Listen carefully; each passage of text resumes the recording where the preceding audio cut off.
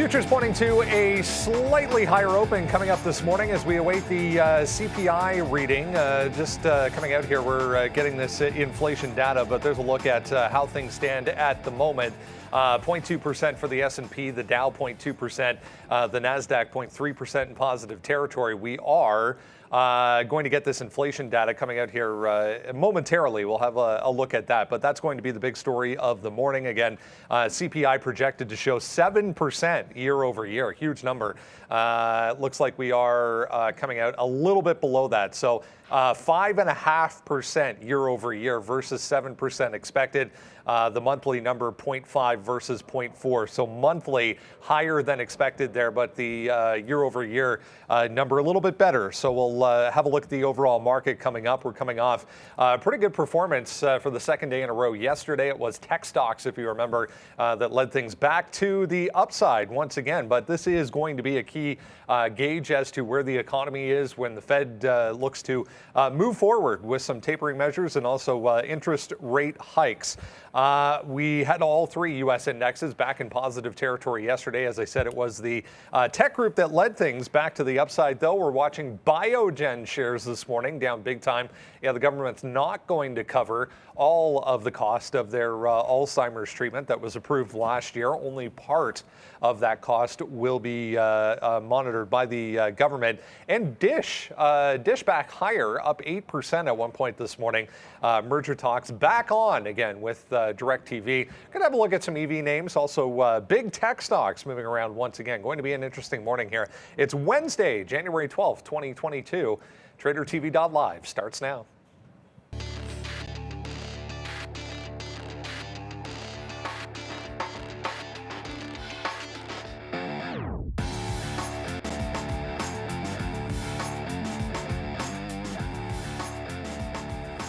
All right, so yeah, we get these inflation data points coming out this morning, a little bit better than expected, as I mentioned on the year-over-year number. We did get a nice spike back to the upside on the futures on that. Again, if you missed it, 5.5% versus 7% expected there on CPI. We're going to get the producer price index reading tomorrow for December. After the CPI reading, guys. Let's bring in Neil and Sean here, and we'll get going because that's a decent number for the overall market. Both the ES here, guys, and the NASDAQ back to the upside. The Russell as well, a big move higher here for small caps. So pretty positive to start. Yeah, I mean, you had the normal whipsaw action, I guess. I guess that happens when you get an 830 number. There was a bit of a small sell-off, and then you get the rally, or the rally, whichever one's setting in. Yeah, that's obviously going to be a pretty decent number for the market. This is what Jerome in his testimony sort of said. Chairman Powell said in his testimony that they were going to have to monitor inflation. Is it going to start abating? So any signs of that is going to be good for growth stocks. I mean, we're still probably in an environment where we're raising 4 times this year, but either way, you can't really take this and say it's a huge negative. I mean, crypto markets have generally like that as well. Seeing some spikes in a few names here. Tesla just got to the high of the day. Either way, we're up 0.5% on the NASDAQ. Looks like hump day, the turn day, could be a good one. At least that's the way it's starting out. Really no complaints there, unless, I suppose, you are a Biogen shareholder. There's even good news for, well, kind of good news for DD today. Here, Sean.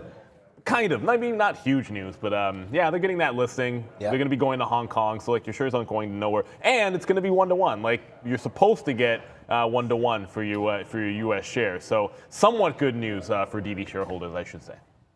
Yeah, I was nervous today, obviously, about the CPI, but we wrote out a sticky note. It's already out there. Thank you. Already 17 retweets. Thank you so much for all that. We're already into one position here. It's Intel. Intel right now breaking above a level that it hasn't been at since, well, in the summer, basically, $57. So 56, we just took it out. We'll see. I mean, we've reached up there the other day on that chip news, but then that faded all the way back down into 54, turning out that was going to be a good buy.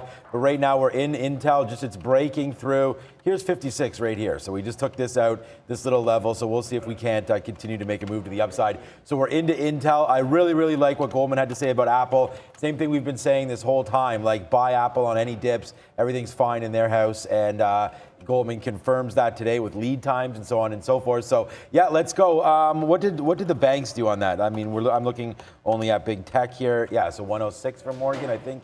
That's probably fine, right? Yeah, so that's right there, yeah. Yeah, up 0.74. So as the market goes up right now, both the NASDAQ and the ES both up 0.4% roughly. So it's nice to see some of the banks holding up and big tech holding up. And then we're just gonna have to wait to see if some of these high valuation stocks, you know, like a DraftKings wants to hold up today. It looks like it is as well. So it should be good. And yeah, if you're a bull, I think today should be a good day for you.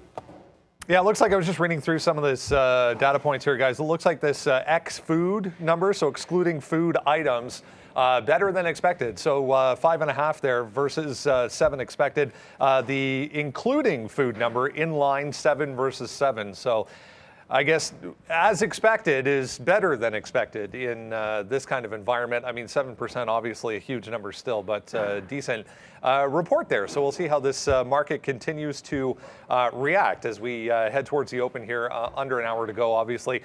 Miss V back in the chat again this morning. Unfortunately, not back in-house with us this morning, so we wish her well recovering from an illness. So we'll hope Miss V can be back sooner than later. Maybe by the end of the week we'll get her back in here. But let's get going here. So it was all about this inflation number this morning, guys. Yeah, Tesla, wow. Big move back to yesterday's highs here as we speak. All about CPI. As I mentioned, the producer price index, we actually got, if you remember last month, we actually got a bigger reaction off the PPI number that was worse than expected. So we'll see what comes tomorrow morning at this time as well. Yeah, I guess we're not done yet. I mean, the Fed tends to like the CPI number. The PPI, you did have a bigger move. I'm just trying to clean up my Tesla chart because I can quickly do that for you there. That little wick, because Tesla just broke out the high. But everything, and I don't want to say everything in moderation, but we talked a little bit about this phenomenon. Like, even if we're getting bounces in the nice little comeback that we had the last couple of days, and then if we get another strong print tomorrow, just remember some of these stocks are still sort of sitting in, you know, lower end ranges. I mean, in Tesla's case, it's not that far away from its highs, and it's just sort of riding the 50 period, and you're still in a tight range. So in the terms of breakouts and recoveries, try to keep things in perspective. Was looking at charts of like Square and PayPal, and it was interesting to kind of know where they are in relation to where they have sort of been. Yeah, I mean, obviously we still get another number there tomorrow, and then we do get bank earnings coming at the end of the week, which, you know, is what it is. Like, that's usually, to me, usually when they report really good, reality sets in a week or two after that, but I think they'll be just fine. Tesla is, of course, going to be on watch for me there, and just because when you're in this type of a range, you've got some pretty solid levels poised for maybe a potential breakout. This high at like 80 to 85. It's just been sitting there, and it has not been able to get out of that channel. It's great to see that we've rebounded from those lows, but there are going to be a million symbols that you look up and you pull up your 15-minute or your daily chart, and you're going to see us right back into the range they were right before we had that big sort of sell-off, you know, just a few days ago. And I think, you know, once we get that break, I think a lot of these names are going to be, at least have a little bit more positive momentum. But I'd hate for us not, like, if any of these stocks, like if you don't get a break out of this range here, I was watching PayPal, had a similar type of range. If you don't break out of these on this news, and then we sort of linger right here, not greatest sign in the world. That means that we're headed for the downturn, and the muted bump was all that we're going to get potentially. So pretty key day, I think, or next couple of days for the overall market, and for a lot of these high valuation growth stocks, because there are two buckets we're talking about here. Like Tesla, or if I say Square, those are not in the bucket of Apples. Or throw out any other name which has a reasonable valuation out there. Of course, you're into Intel. That goes without saying it's there. It's 11 PE, by the way. We were sort of talking about it the other day. It was like, what is it? I thought it was around 13, and someone said it was 10. It's actually 11. But that's splitting hairs. Either way, that's a fraction drop in the bucket compared to the other chip makers. Yeah, 11 current PE, forward PE 15. So yeah, good job there for Intel. And by the way, like, Intel is already spitting out the cash, man. There's a 45-cent win right there for you on Intel. And again, it was pretty much my number one idea. We just tweeted that out. But here it is right here, breaking above resistance at 56 with support at 55.50. So right there, we're able to take Intel. And here it is on the sticky note. We'll put that out there. Please, guys, we already have 62 likes and 27 retweets. So there it is. And yeah, look, I see that. I see you there, Morris, talking about AMD and all that other stuff. But I mean, honestly, I'll take this right now. We're at 50% of this already, all the way back up to the upside. So it was a good trade here through that. But AMD, Morris, through yesterday's high, yeah, sure. I mean, everything rocking and rolling right now. This is exactly what we wanted, and we got it, right? I mean, you want to talk about a play. You guys saw me live here the other day buy Bitcoin right in front of everybody. We bought it live on the show, and we told you about it. That was at 40,000. It's 44,000 right now. That's 10% in right there on that buy, right? So it was a good move to get into some Bitcoin. It's starting to move back to the upside right now. Here's the print at 8:30. It was down to 43.3. You move up about $600 there on that news. So far, so good, man. If CPI and inflation, all that jazz can be under control, then watch out. I mean, this market has been suppressed here over the last couple of weeks because we're all afraid of inflation and the rising interest rates. All of that is going to be true, but it seems like maybe with that print today, sub 7 is nice. So we'll see what that means for Chairman Powell, but they're still going to be raising. It's a matter of how many times. And it's just nice to see everything under control besides oil. Oil, again, up to $82 right now, up 1%. So that keeps on working. And a stock like XOM, I mean, there's going to be no stopping. Let's even see. I don't even know what XOM's up today. Doesn't seem to be anyone stopping this name. Yeah, 0.69. So lagging the market here a little bit today, but still beautiful move up for the NAS for XOM and CVX and that's Chevron, obviously. Look at this move here. Wow, up to $72. A monster. I still think you could fade this. I just don't know where. We'll wait for a turnaround. But it's nice to see a big super chat coming through as well. And thank you so much to Carl and Maggie. They've learned a lot from watching Trader Prad, Val, and us. So absolutely fantastic. That's exactly the point. And then what's up to Ryan Fitzpatrick? I think the quarterback that's been on the most NFL teams in history, Ryan Fitzpatrick, right there. So there you go. Thank you so much for the continued support, Ryan. And I think the Washington Redskins wish that you were playing for them. Go Harvard. Yeah, exactly. Harvard or Stanford? I thought he was Harvard. It was one of those big time elite. I think either way, Ryan Fitzpatrick, smart. Yeah, maybe smartest quarterback ever. All right, guys, there was a note there on Bitcoin as well. Apparently, U.S. banks form group to offer USDF stablecoin. That's according to CoinDesk, which helped that move a little bit. Back to the upside, obviously. I want to mention Tesla here because there was a note from the state of California, further investigation and review going into their autonomous driving software. And they're basically saying this needs to be regulated under the DMV entirely. And further, I guess, disclosure of what is involved in some of this software may still be to come. Obviously, a story like that on a morning like this, not really going to matter, but nice break above yesterday's high just happening right now for Tesla. Yeah, absolutely. I think that's what we're probably looking at for the same reason there, because it was breaking yesterday's high. And that's why I sort of led by pointing out that there had been this same level of resistance for a couple of days up at that 1085 area, and I don't think that story is going to matter too much.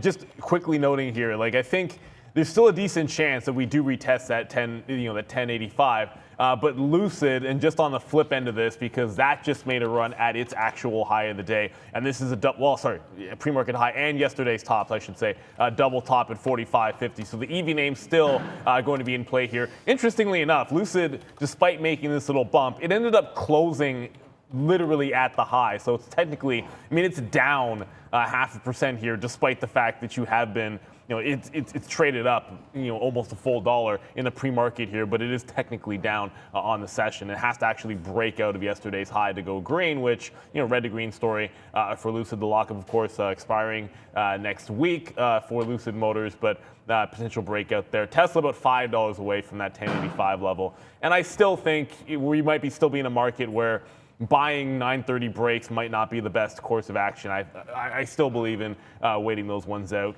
even though we got the hot print here and it looks like we're going to be booming right now, approaching the 1% mark on the NASDAQ. But both Lucid and Tesla right at the top. Yeah, Lucid. I mean, I'm still. I wrote down on the sticky note today that we still want to be shorting Lucid at some point. I mean, it does start to go ham a few times here, and we've seen it just go absolutely insane. We're going from 36. I mean, I know we started this with Tesla, but we're going from 36.50 here back on January 6th, which is the beginning of the end of last week, all the way up to 45 bucks. So you're almost in a straight line here, obviously on the daily. I mean, this is now 5 or 6 straight days up for LCID, and I just wonder if we're running into this 48 here. So I'm not going to short this, like an idiot all the way up again, or that was Rivian yesterday. But I don't want to. Lucid was fine for us yesterday, but that's why we're looking at this. We're going to try to get it into 48 bucks. But like I said, it's very easy when you're watching Lucid, especially if you have the experience. You can really see when it's starting to get ramped up. I mean, you don't even really need that much experience. You can really tell, like when the volume starts coming in, the level 2 looks a lot different. How it takes out levels and how it acts. So I'm going to try to keep. I mean, it's hard to keep our eye on one symbol. I mean, we're trying to throw out as many symbols and ideas as we possibly can. But I'm going to try to watch Lucid. And when I start to see that, like, exuberance come back into the stock, I definitely want to be all over that. My trades aren't showing up from yesterday, so it's going to be hard to show you. But, you did have a bunch of tops here, and you had to sort of wait for these wicks to happen. And that's that. A little bit of exhaustion on the buying, but there's tons of wicks everywhere. Lucid just has a lot of volume, so we're not really using that as a strategy. But look, 45.50 held yesterday, and it looks like that's what just held right now again.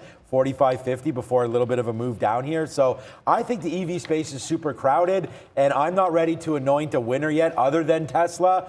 That's sort of where I am in this space, and I do want to fade pops pretty much in every EV name until we get, exact delivery numbers or earnings or some sort of a reason to know which one of these names is going to be the winner. So I'm going to still wait to fade out Lucid. I'm probably not going to look at Tesla. I just really like what I've been seeing with Rivian lately. Obviously yesterday, I don't think my trades will show up here. We shouldn't. We were shorting all through here. We did finally get that top at 86.50. It never tested that again. So that could be another area of concern. I wrote down here on Rivian on my sheet that we were going to wait for 87.50. But again, that's a little bit high up. I mean, I don't know if we actually get up here to 87.50, but it's kind of like this little bottom right here, that wick down there. It's nothing really on a daily chart. It's just something on the 20-minute. We'll have to look for that. But so far, so good. Still in this Intel trade. Took it out already for a nice little profit, half out for 45s on that bump. And then now we'll wait to see if we can get longer. But we'll cover that. It's on our watch list. Make sure you get that watch list.tradertv.live. All right, a couple things to mention here, guys. Both the U.S. 10-year and the VIX back to recent lows on this number as well. So a big spike to the downside here. This is the U.S. 10-year. So rates coming off. Remember, I mean, we were at 181 yesterday, all the way back to 171 this morning after that number. This is just VXX. This is a daily chart back to recent lows here for the VIX. Neil, you mentioned this. DD, yeah, they announcing this morning the Q2 possibly for their Hong Kong listing. This is important for us as well because it will correspond with simultaneously being removed from the NYSE. So we'll mark that down for coming up March on kind of thing and see when this actually happens going forward. But DD, another one higher this morning. Like obviously the company still, nothing's going to change necessarily about the company, but for those that were waiting around for some clarity as to what is going to happen to their shares, well, now you have a decision point. Like you can, from what I saw, 1-to-1, it'll be listed in Hong Kong. So if that's your jam, then you can hold those shares there. Or I think some people, probably as usual, you do see some sort of taking the profit before that happens. But a couple of months away, it is going to, because of that certainty, it's going to be a positive, at least for now. That's why you see the gap up in the stock. But like yet another name, you're just sort of gapping right into a previous resistance level. Like you're not really breaking out until this thing gets to like 535.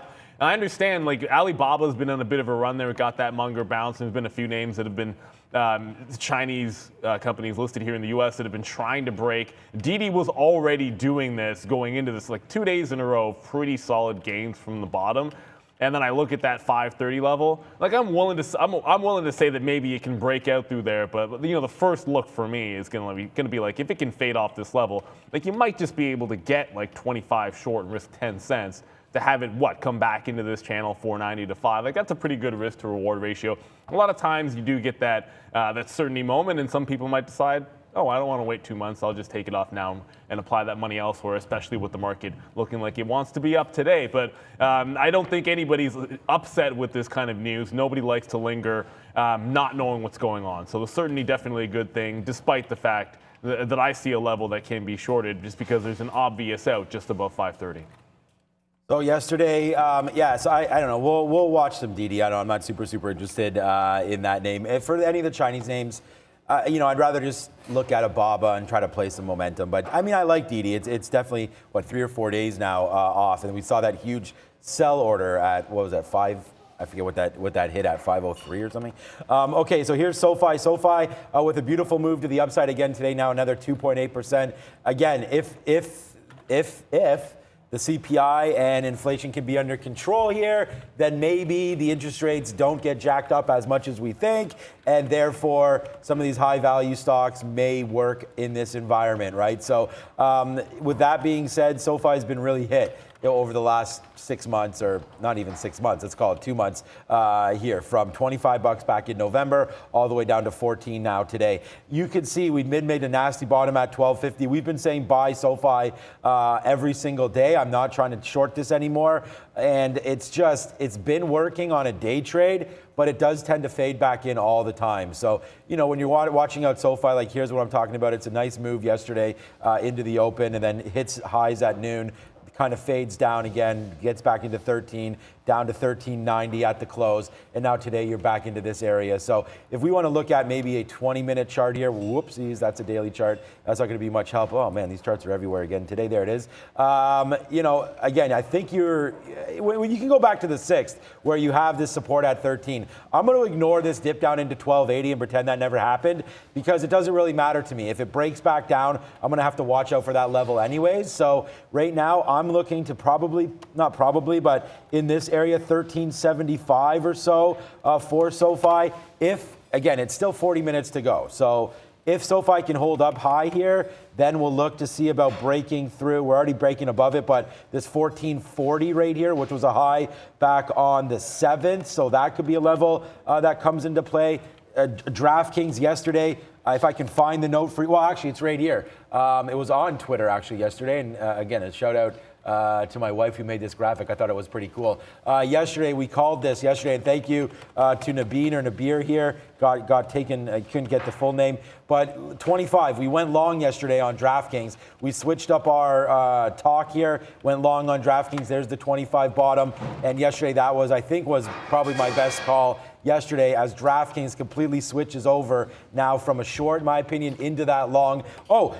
We talked about ETFs. One that we never talk about enough is this bets ETF. So if you wanted to get into a spot here, into an ETF that's gaming, we talk about Penn, MGM, Caesars, DraftKings, obviously Penn took out the score. There's not too many other names to be in there. There's a few little guys, but what about this bets ETF that's been absolutely crushed as well? So you could get into this name. Obviously, it's not going to have the risk to reward, only up 0.8 today. But again, maybe a safer spot here with bets. So I know I just covered a few names there, but DraftKings and SoFi, I feel like they should get a bump here in the next couple of days.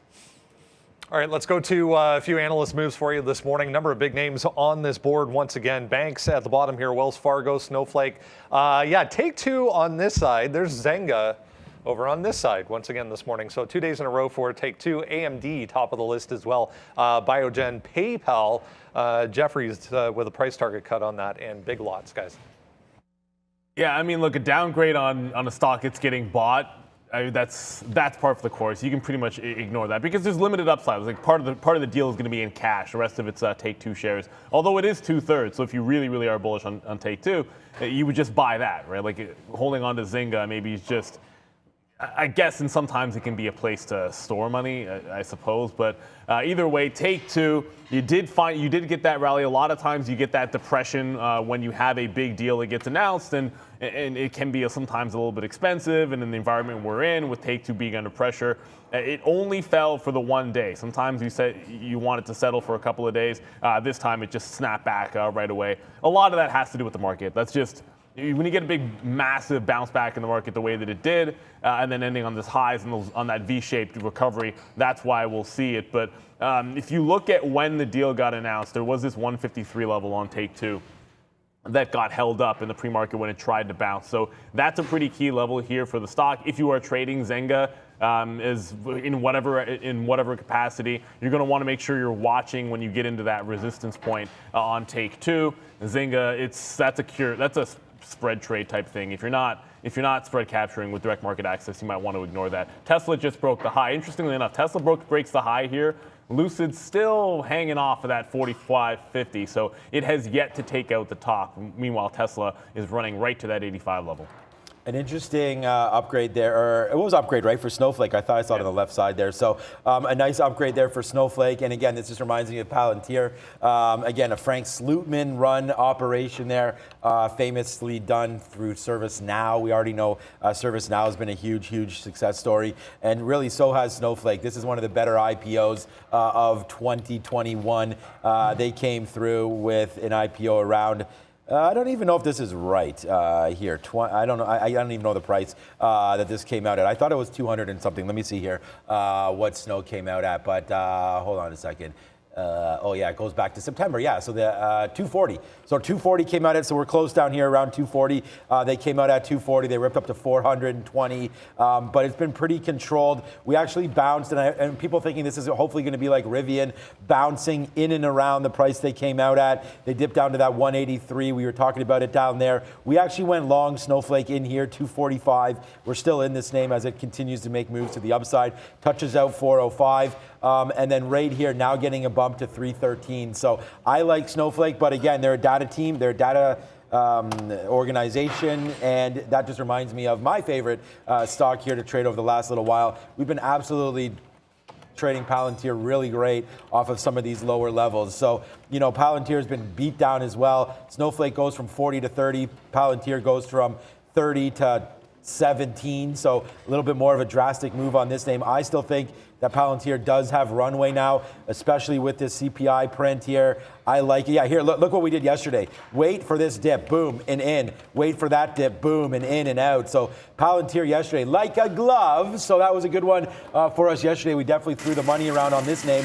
So we're willing to do the same thing again today. Yesterday's level was 1650. I don't see why that can't be a level again here today if it dips down, but I do want to notice the closing area of 1685. This is where I start to bid now. So we'll put a bid here, 1685, see if 1650 holds. I believe this is going to be a banger day, guys. I think that the Gronk will spike down here. And you see what Brady did, giving this guy a free $1 million on Sunday there. He needed 7 catches and 100 yards. Brady fed him 7 times exactly, and Brady did not leave. And this is what... Oh, Brady, he actually defied Arians to go back on the field. Yeah, that's what I was going to say. He didn't want to leave until... where's the DAP up there? This is Gronk and Brady there with that. He didn't want to leave the game until he made sure that Gronk caught that 7th pass. So that's pretty sweet to do that to him. I don't mean sweet as in like, oh, so sweet, but it's a sweet move. Well, it is.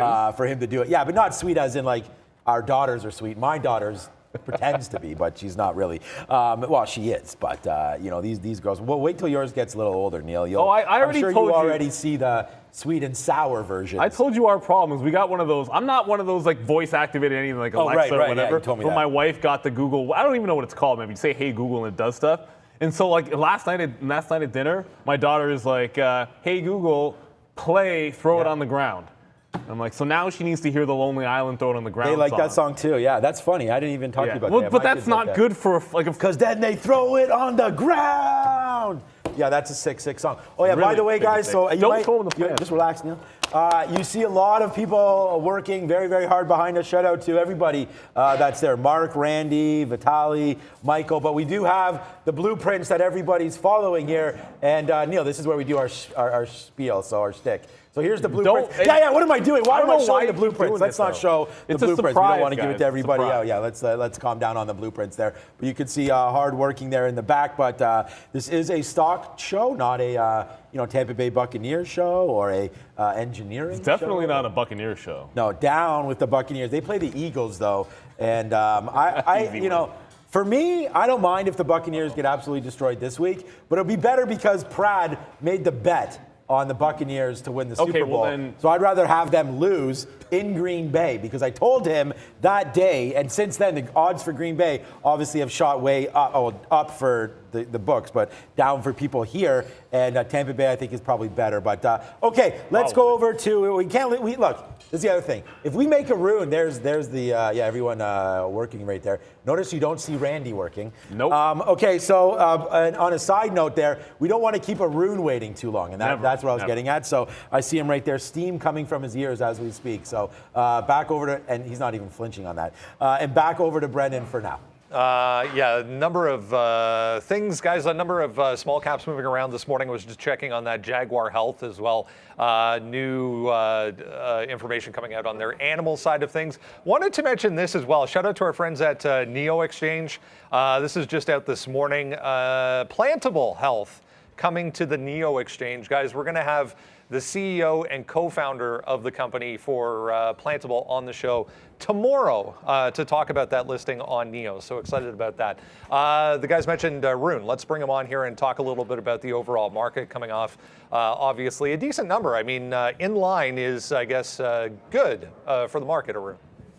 In line is good today, so the market decides that it wants to continue its up move from yesterday. We saw that essentially from the early morning sell-off to a late morning rally that never really ended, and here we are continuing, and that's what you're looking at. I think the trend to the upside is strong. We kind of broken some resistance levels. 46.90 was the first checkpoint. That's gone. Now the bigger one is 47.38, but there's a ton of buy strength. So, a trade with caution is what I would say if you're looking for shorts. There's a ton of upside movement available, especially if we take out this 3840-ish area. If we take that out, there really isn't a whole lot stopping this market from going back towards that 4800. So I think respect the upside strength. Like I mentioned, that 4740-ish area is available for you in the event that something sets up between now and the open. I guess you really do have to wait for the open. The strength is there, so why not wait for the open to see if we can follow through on that strength?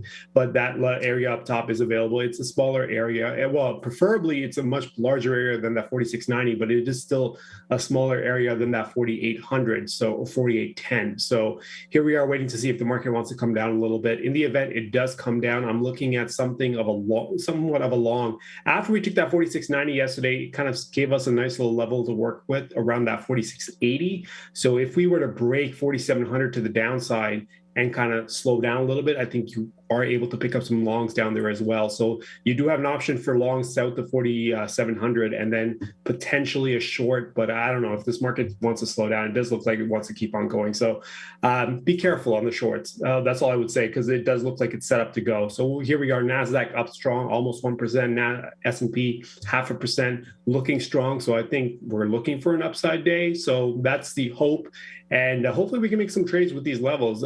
Preferably soon, because I think once these markets get going, it's gonna be hard to catch. And we saw that late in the session yesterday, especially after we kind of just did that sharp move south of 4660, I think 55, all the way down to 20, and then sharp move back up a couple times.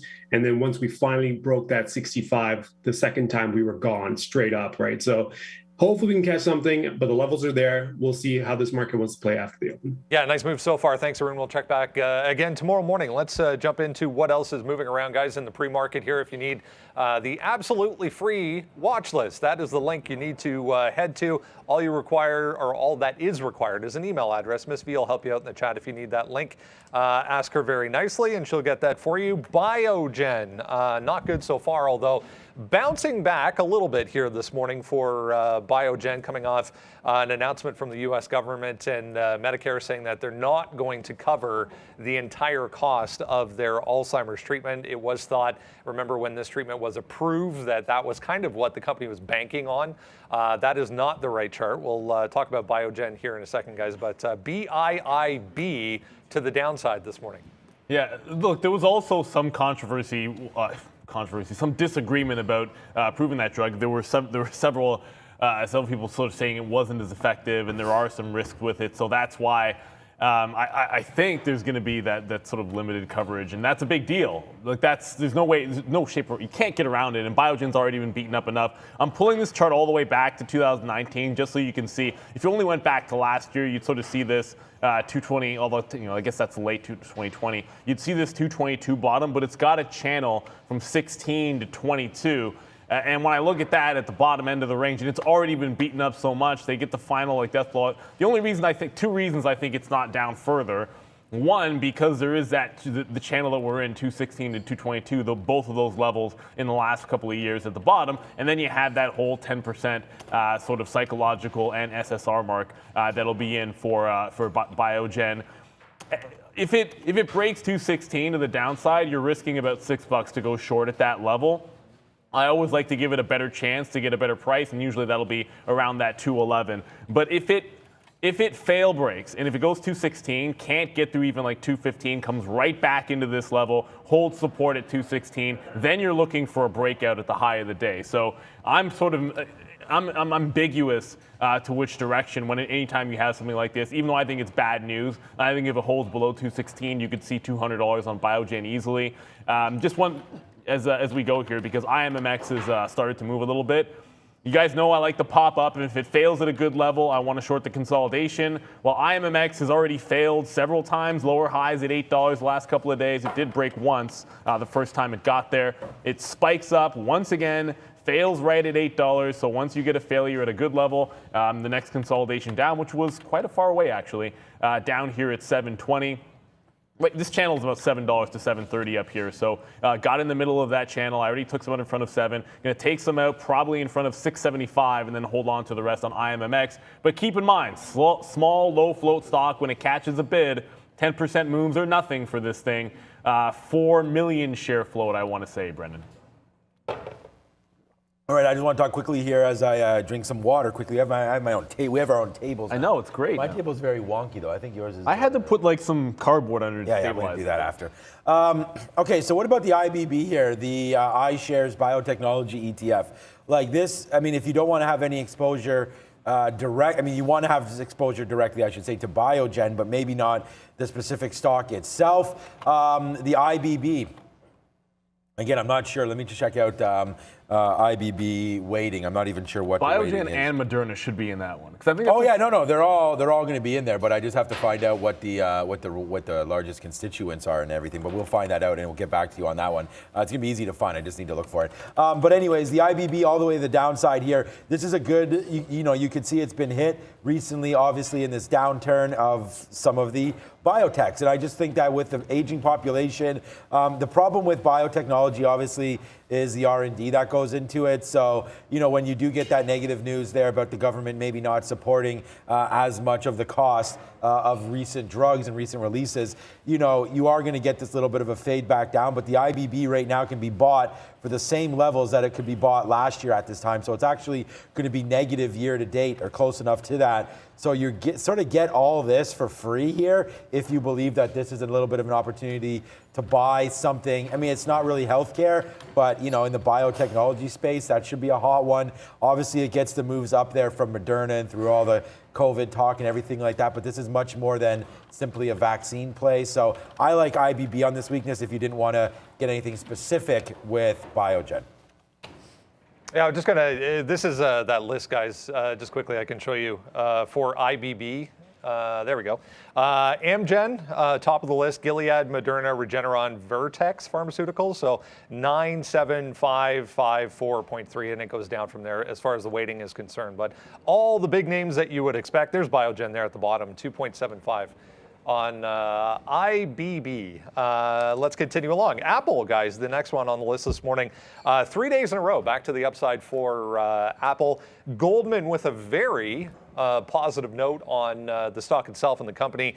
Talking about iPhone production, now back to a point where the lead time or the wait time for an iPhone is only a couple of days, depending on where you are. They did say, though, there was still some delays as far as parts are concerned for the MacBook Pro, I believe it was. That was the one that was delayed the most, but still kind of within reason right across the board. Yeah, absolutely. I was just trying to clean this 15-minute chart up, but not much success there. Everyone's still sort of concerned about supply chain issues. And what you want to hear is from the big names that they're seeing some change in that. But I mean, obviously, Apple is a bit of a different beast. It's been a pretty good flight to safety, relatively speaking, I guess, in some of the mega cap names. And if you kind of pull up, and I'll go back to where it's like split adjusted, if you kind of pull things up for Apple here, we're about midway between this last little range we've been on, because even in the dip last week, in the last couple of sessions, Apple never really breached that December low, that 167 area here. So it's right in the middle of a channel where it's trying to put in, the body's more of a higher low, and you're still getting this continual chance at a breakout. I still do think that overall, we're not done being, or people are not done, lots of people aren't done being worried about, maybe a little bit less growth in markets this year. So when you get to some of those tops in Apple, you might still find some resistance there, but it's still got room to get to those low 80s. Overall, it's more about the market here. And if we're rallying in the NASDAQ, I hate to say it to Apple, but it's going to be those more depressed names that on days where we get rallies in the NASDAQ, they're just going to be able to run more just because they've come down a heck of a lot farther. You never even touched the 50 period here. So a lot of people probably didn't even sell anything in Apple and don't need to necessarily get back in. I tend to think you might have some consolidation, hopefully at the midway point here. And I'm not really seeing a day trade that I love in Apple. I think you're going to see much better opportunities trading more volatile names like I don't know why Square keeps coming up. I guess because it's on our daily on our watch list there. But Square falls into that bucket. You're going to see names like Affirm move around. You're going to see Tesla move a little bit more than something like an Apple here today. But overall, I think that bodes well for the economy and the supply chain, which had already been showing signs of getting a little bit better. Of course, as long as we don't get crazy lockdowns, out in Asia, then I think we'll be okay. Yeah, exactly. And I think Asia right now is crazy lockdown. The third province, I guess now, or city, I guess, being locked down. Guys, only 700. We have close to 5,000 watching. If we can get a few more likes here, I'd like to get 1,000 before the bell for sure. Like I said, working very hard to improve the show for you guys. So please hit the like button. It's an absolutely free show. We do our best on here for you. And we just want to tell YouTube that, hey, as many people are liking this show as possible. So look, we put here on the sticky note today, and we'll put this in the chat as well. Again, if you haven't seen it yet, a lot of people joining us now for the first time, click the link in the chat, put right up to the sticky note. We are loving Apple today. The notes from Goldman Sachs. So you can see out here the lead times are improving, except apparently on the MacBook. But if they're improving on the iPhone, for me, that's all that really matters. iPhone is going to be a monster. It has been a monster. It's the #1 selling phone now in China. You can see down to 174. This is where we wrote down some support. We weren't sure what was going to happen because when we wrote that note, and we actually put it in our sticky note right here, right? Hard to make this list before the CPI, but we'll try. It wasn't hard to make the list. It was just hard to get some prices in there because we would have loved to gone long, but it's very, very dangerous. If that number comes out hotter than we think, then you're testing the 174 right now. So we do have an order down here at 175. We'll see if that gets picked up now that Apple's ripped up a little bit here. I mean, I think there's, like I said, big cap tech, no better stock. They give a dividend, so many tailwinds, all these positive notes coming out for Apple. Personally, I'm all over Apple. Love it. It's a major, major holding of mine. And it's not about talking up the book. It's just, I love big cap tech now even more in this environment. And if you look at Apple, although again, this 50 period, actually this 50 period should be fine. We are still well above the 50 period. There's not too many other major cap tech stocks that are above the 50 period now. Even monsters like Google are still underneath it. And that should have been bought down here at 2,700. Now you're up to 28. We'll see today up 1%. Check out Amazon off of an upgrade yesterday as well.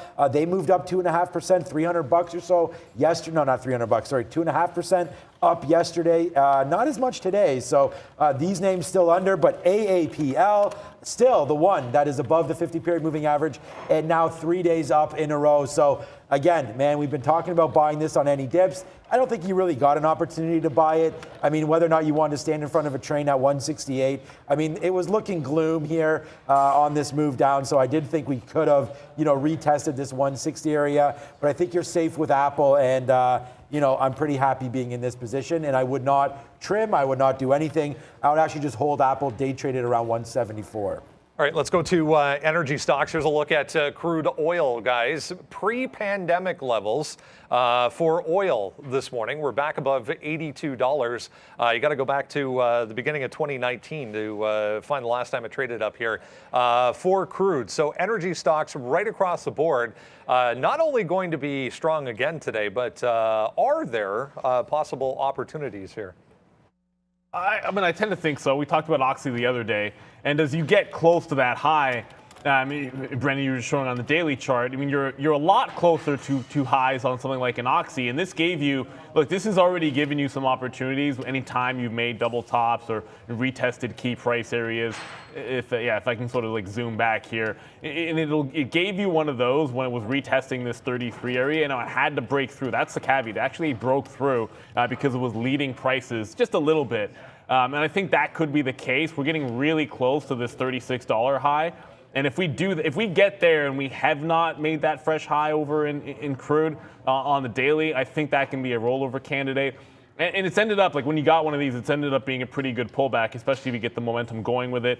Pre-market volume pretty low here on Oxy, but I always say it's like, yeah, it's not doing any volume, forget about it. I can't say that because Oxy's it's been such a big mover. You know the volume's going to come in, and I think we're going to get a decent trade. Hopefully, I mean, we just broke the $35 level. I said I was looking at that 36. I think I want to see it curl at that price. And if you're going to do that, you have to make sure, like I've added CL, the contract, to my quote board just to make sure that I can easily be watching it when the moment does eventually strike. But you see how good that run has been. And this is a history of at least little dips when going into resistance. If you got part of this run, you've had a great little breakout. Not a horrible place to be trimming because since it bounced off the 200 period, it's pretty clean, almost 25% on Oxy specifically. But oil has not broken the top yet. And if that doesn't happen, then I can see Oxy reversing off this high. What's up to everybody out there, and especially what's up to Jackie. Thank you so much for the super chat. It means a lot to us as well. So that's oil in the top right. I was like, what is that over there? But it's a rig. Okay. Thank you, Jackie. And it brings it right into that. You talk about the ETF info that we're giving out.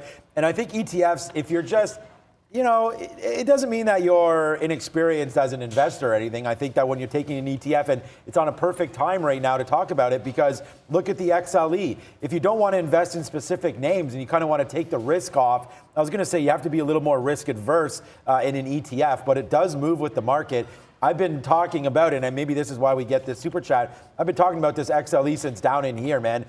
We missed the oil trade for the most part of this year. We don't talk about oil as much, but right now it's rocking and rolling. And I just, once you, on ETFs, when you break 50 period moving averages, tends to be a little more significant than just a normal stock. Obviously in here, it doesn't really do anything, but that was a nice clean break right there. And if you took it like every time you broke, like here you'd break to the downside, there you break to the upside, here you break down.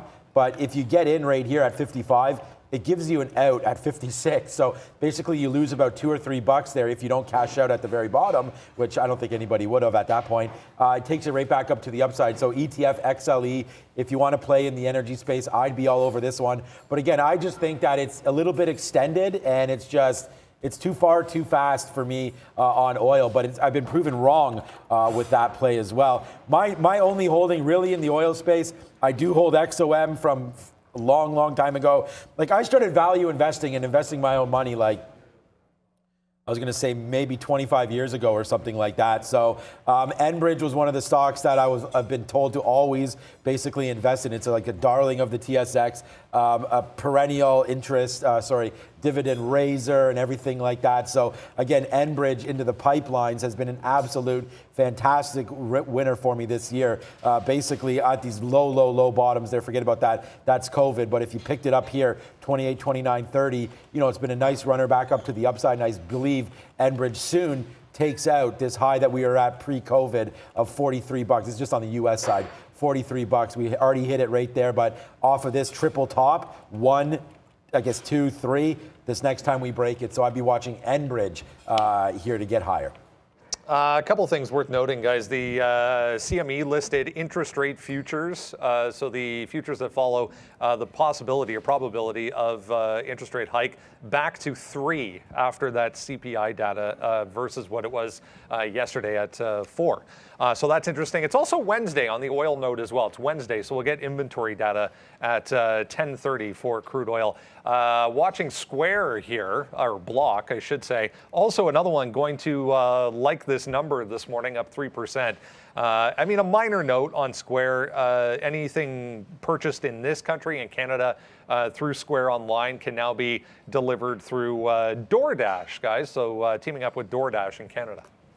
There you go, DoorDash. DoorDash is a name that's come up like a few times this week, and we almost never traded. But back to Block here. We had a conversation this morning regarding Block's valuation, Brendan, and there's different buckets that you want to put stocks into, and Square firmly falls into the other one, and that's the one with a pretty high valuation. I think I might have said in the chat there's stocks with high valuations and there's ones with absurdly high valuations.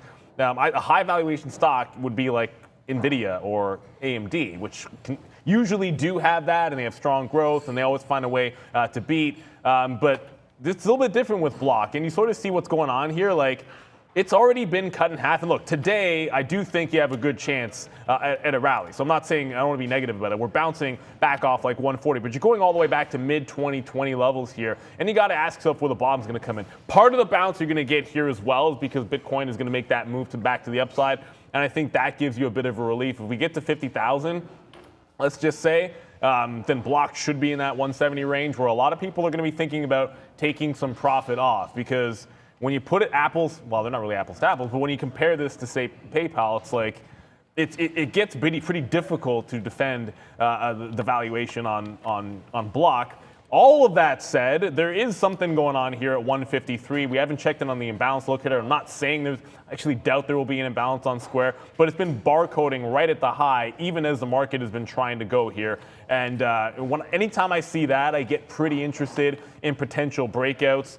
The only thing you're going to run into why I don't love this is your level right here at 156, where it's failed a couple of times. I would much rather be going long in front of 150, this level down here, and then have the room to be able to run it to first level 53 and then up to 56. That just seems a bit of a cleaner play. So it's smelling a little bit like a trap on Square. I'll be buying the dip and probably only doing it once in front of 150. And then from there, we'll see what happens. But it's interesting. And I hadn't really thought enough about what I feel about Square and Bitcoin. It's like, if you have exposure and a lot of exposure to Bitcoin and other names in the fintech and the payment space, you could find yourself sort of overweighted if you're too bullish on something like a Square, which I think when it gets to that 170, there's going to be a lot of people that are really happy to take this if it can climb another 10% and take that profit. I know I would be running to grab it.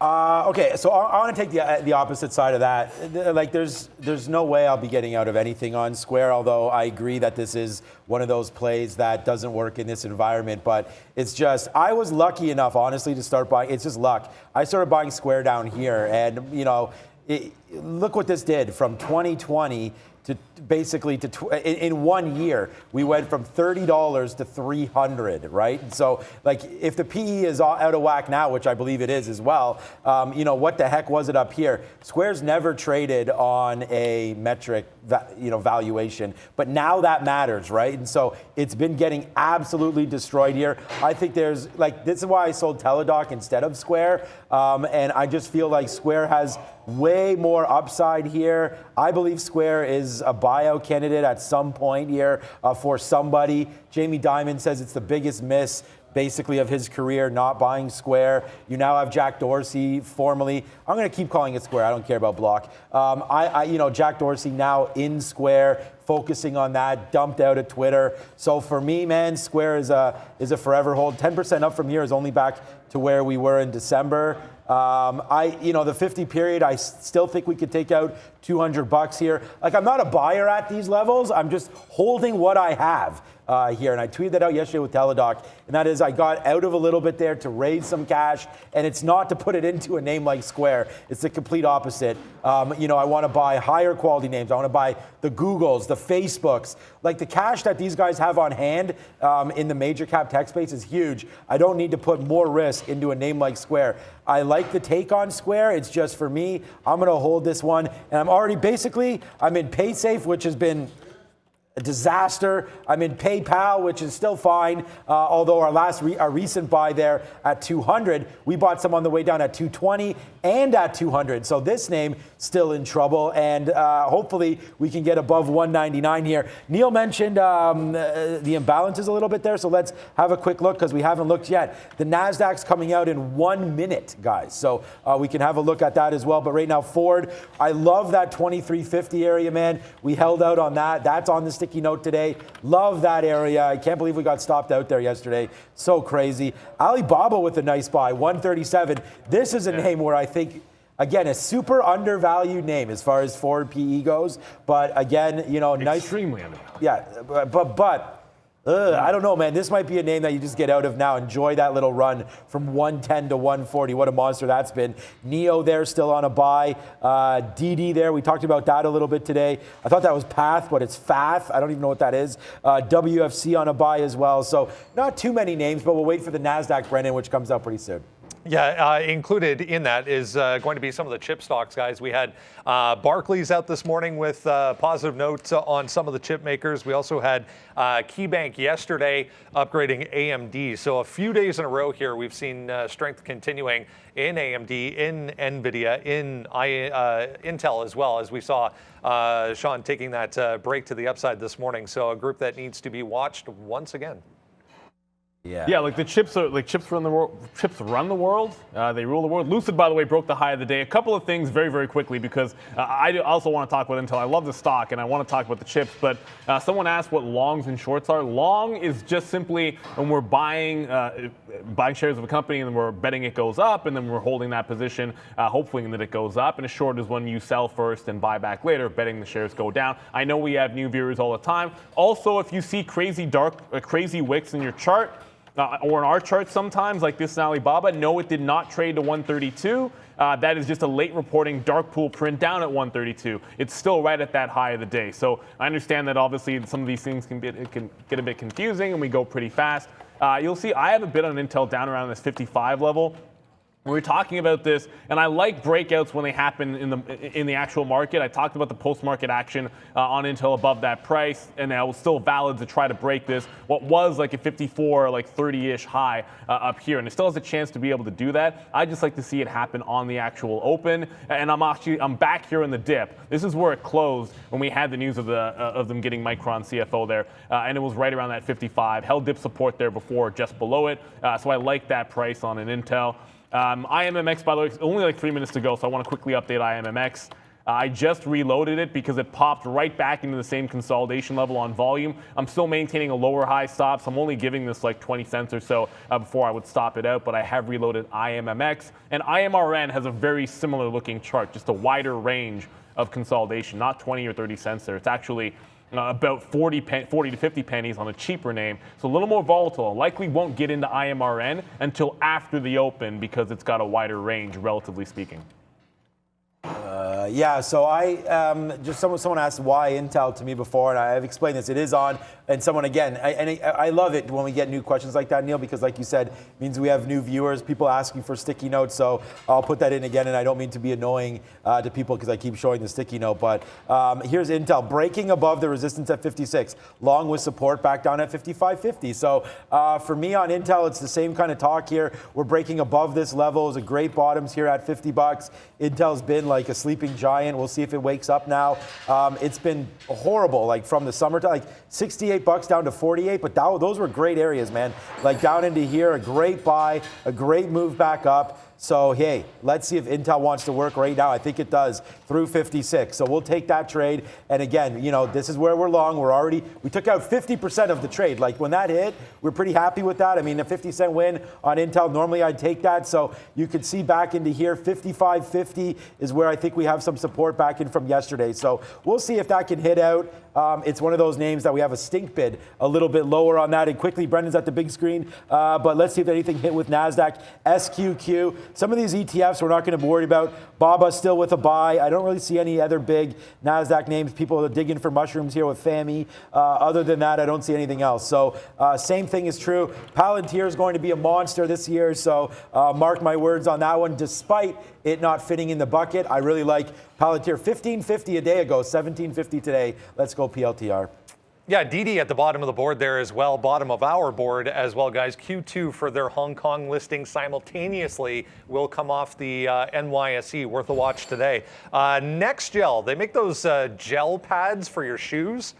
They launched a new product today, so we're way up here, 420, 430.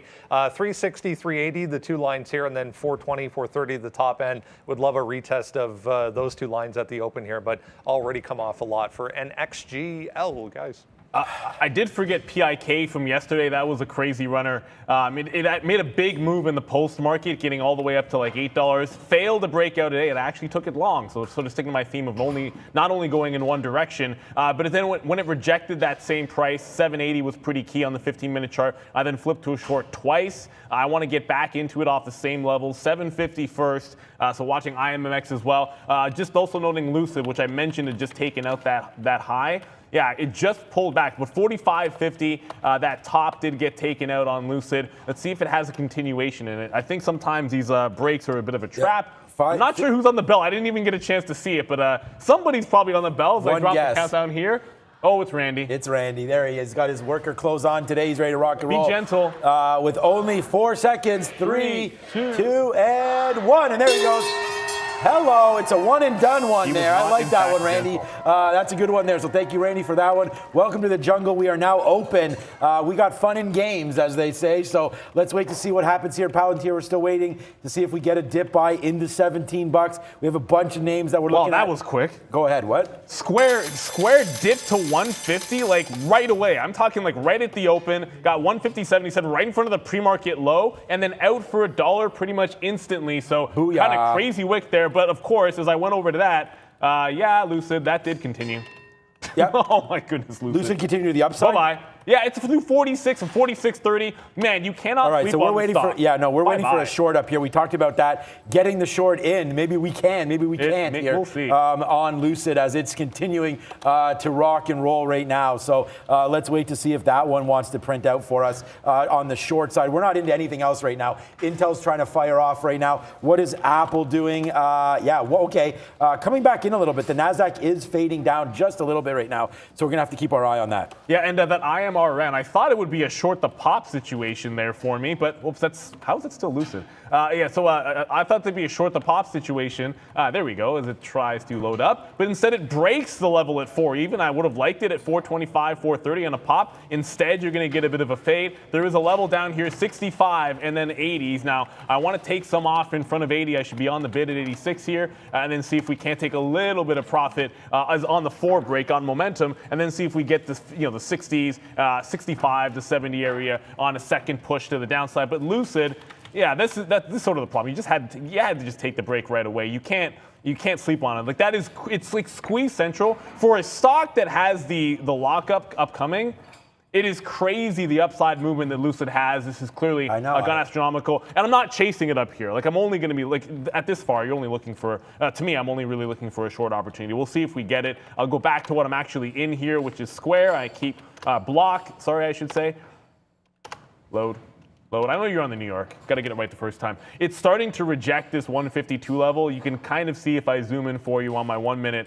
Like it's managed to wick up here, but it's not really spending any time. 52, 50, 52 half. It looks like it's running out of steam, but the ES just retook the high. The NASDAQ just retook the high. Keep in mind, everything is 16,000 on the NASDAQ is pretty much right here, right now. We break that. I think you want to have some of your longs still in here, and the only things I'm short are small caps, which have nothing to do with the major indexes. So right now, BABA, I'm trying to find out something to get involved with. BABA touches down to 136. I believe that's probably something that we can look at one more time here if it wants to come through down to 136 again. But we're already up that 4%, so I feel like that's a little bit too high up. What we're doing right now is waiting for Intel to fall back down a little bit. It has come back in. We already took that 50-cent win. We're waiting to put on a piece right now. 55, where am I bidding anyways on this? 55.70, so maybe that's a little bit too low. We'll see if that's going to come in. DraftKings, wow, man, we pegged that yesterday, and we're going to be like home run central on that one, do some backflips. We pegged this at 25 yesterday. It's really starting to move up back up to the upside right now. DraftKings right at these levels again. We failed at 28 before, but I don't know if we should stand in the way now. The NASDAQ is rocking, and there goes DraftKings up 3.5%. Great day for Palantir.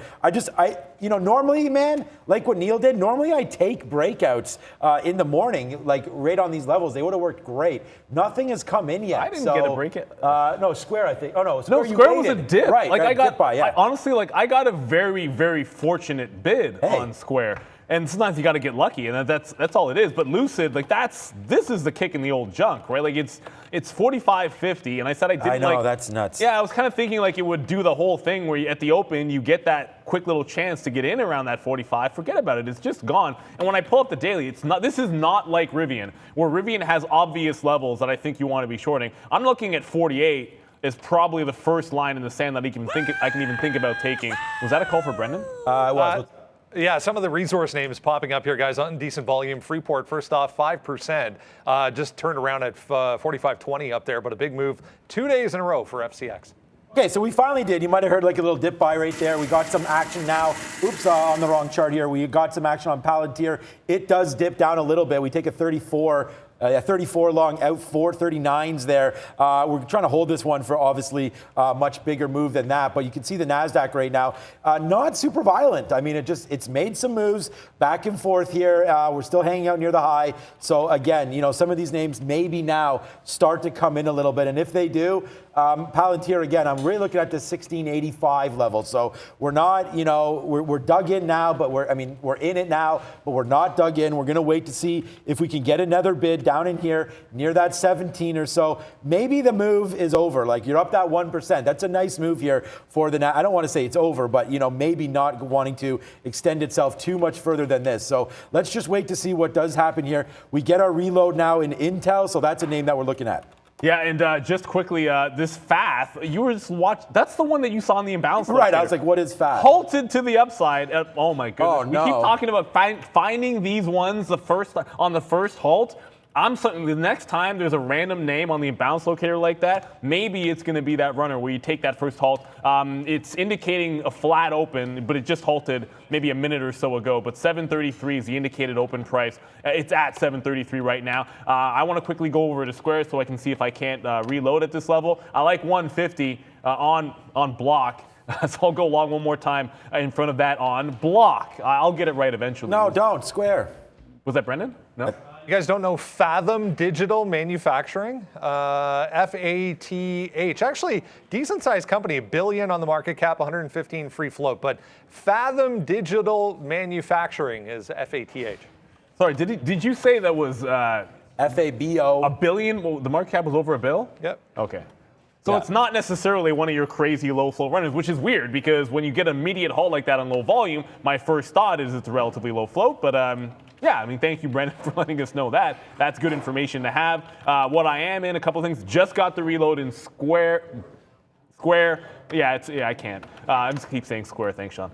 But I just got the reload in Square. If it breaks 150, I'll be out and reevaluate. IMMX is rolled over again, so shorting off that lower consolidation, sticking to the price around 715. I got 13s this time, not 20s. I did take some out in front of that low that it made at 675. Next leg down, we'll think about 650s and then maybe all the way down to $6. Lucid, on the other hand, which is still going ham, which I had to explain. We explained in the chat. When you said ham, Sean, not everyone understood what you meant.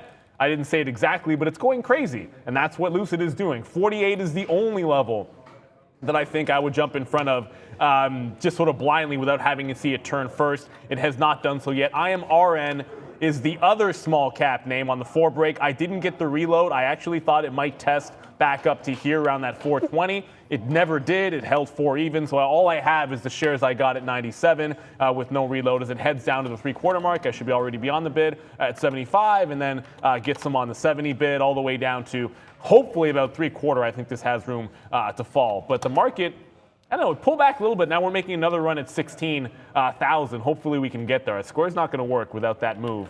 And the other name that we should have looked at, or I should have looked at, I should say, is Rivian. Or IBM. That's another name where yesterday was not the best for me, and I said I'm not going to do anything if it's a short side until 89. There we go. It only goes about 86.5. It's not nearly as strong. It's not nearly as strong right now as Lucid. But I'm not going to get in front of that train unless it's at a very, very key level, which is 89. And the other key level there was 85. So it would have to be holding an offer below 85 for me to want to sort of jump into it that low.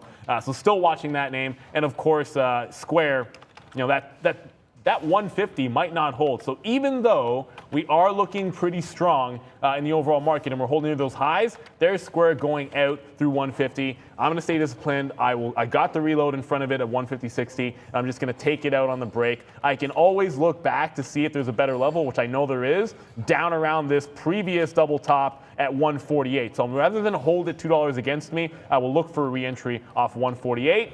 New position alert, I just got DT. Of course, they have that Hong Kong listing coming through.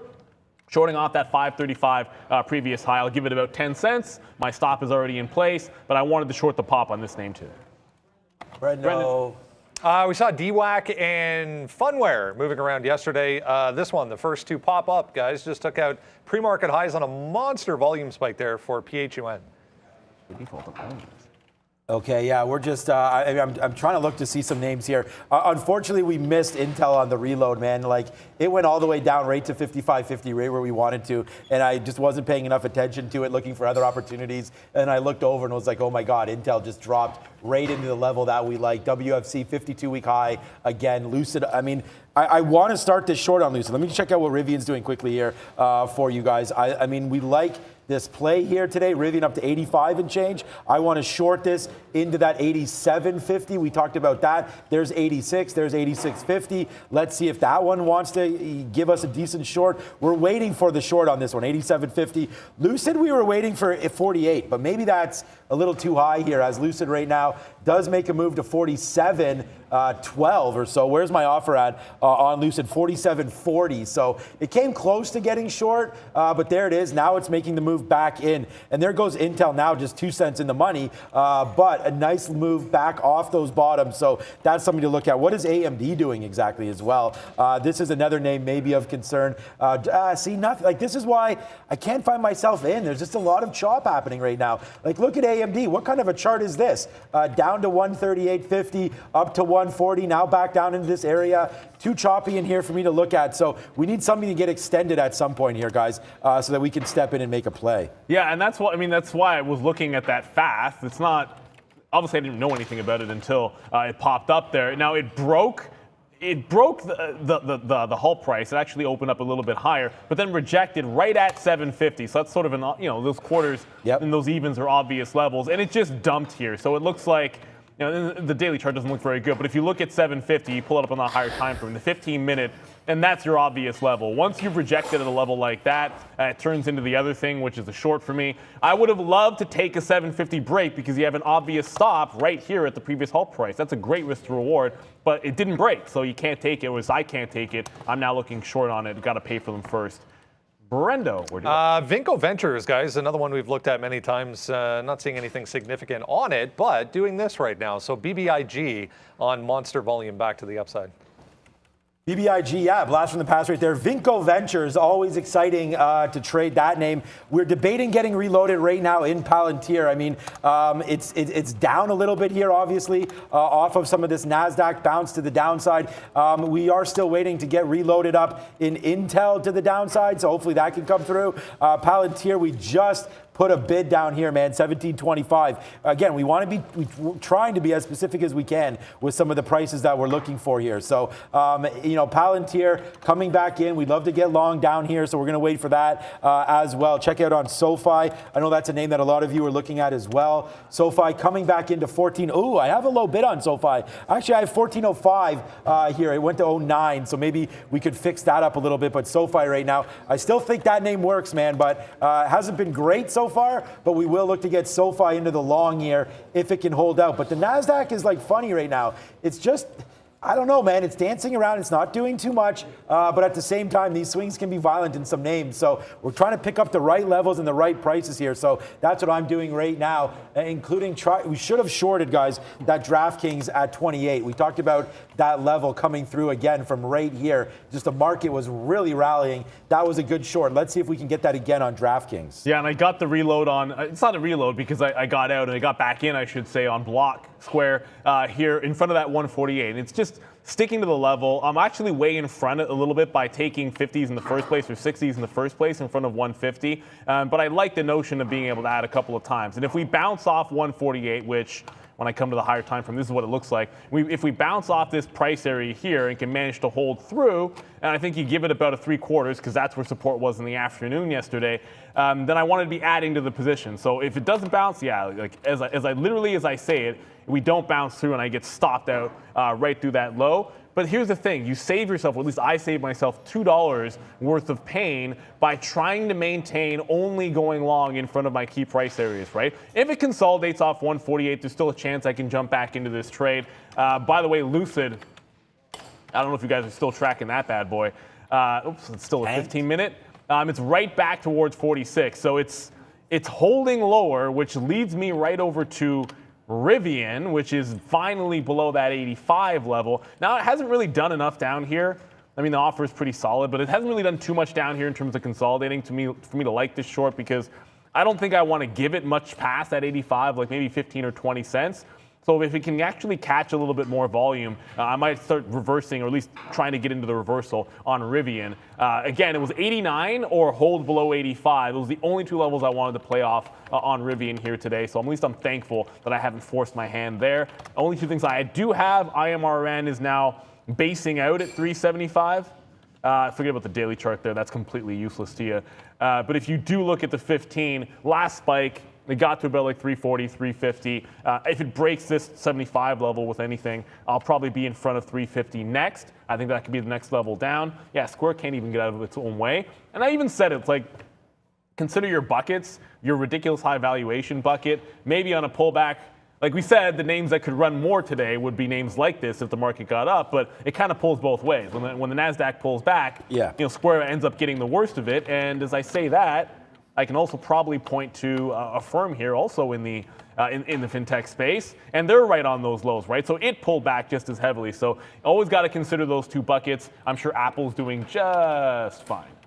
Well, relatively speaking. Yeah, Apple's a monster. So, yeah, that's doing fine. That's always doing fine. Apple's an absolute monster. What about Upstart here?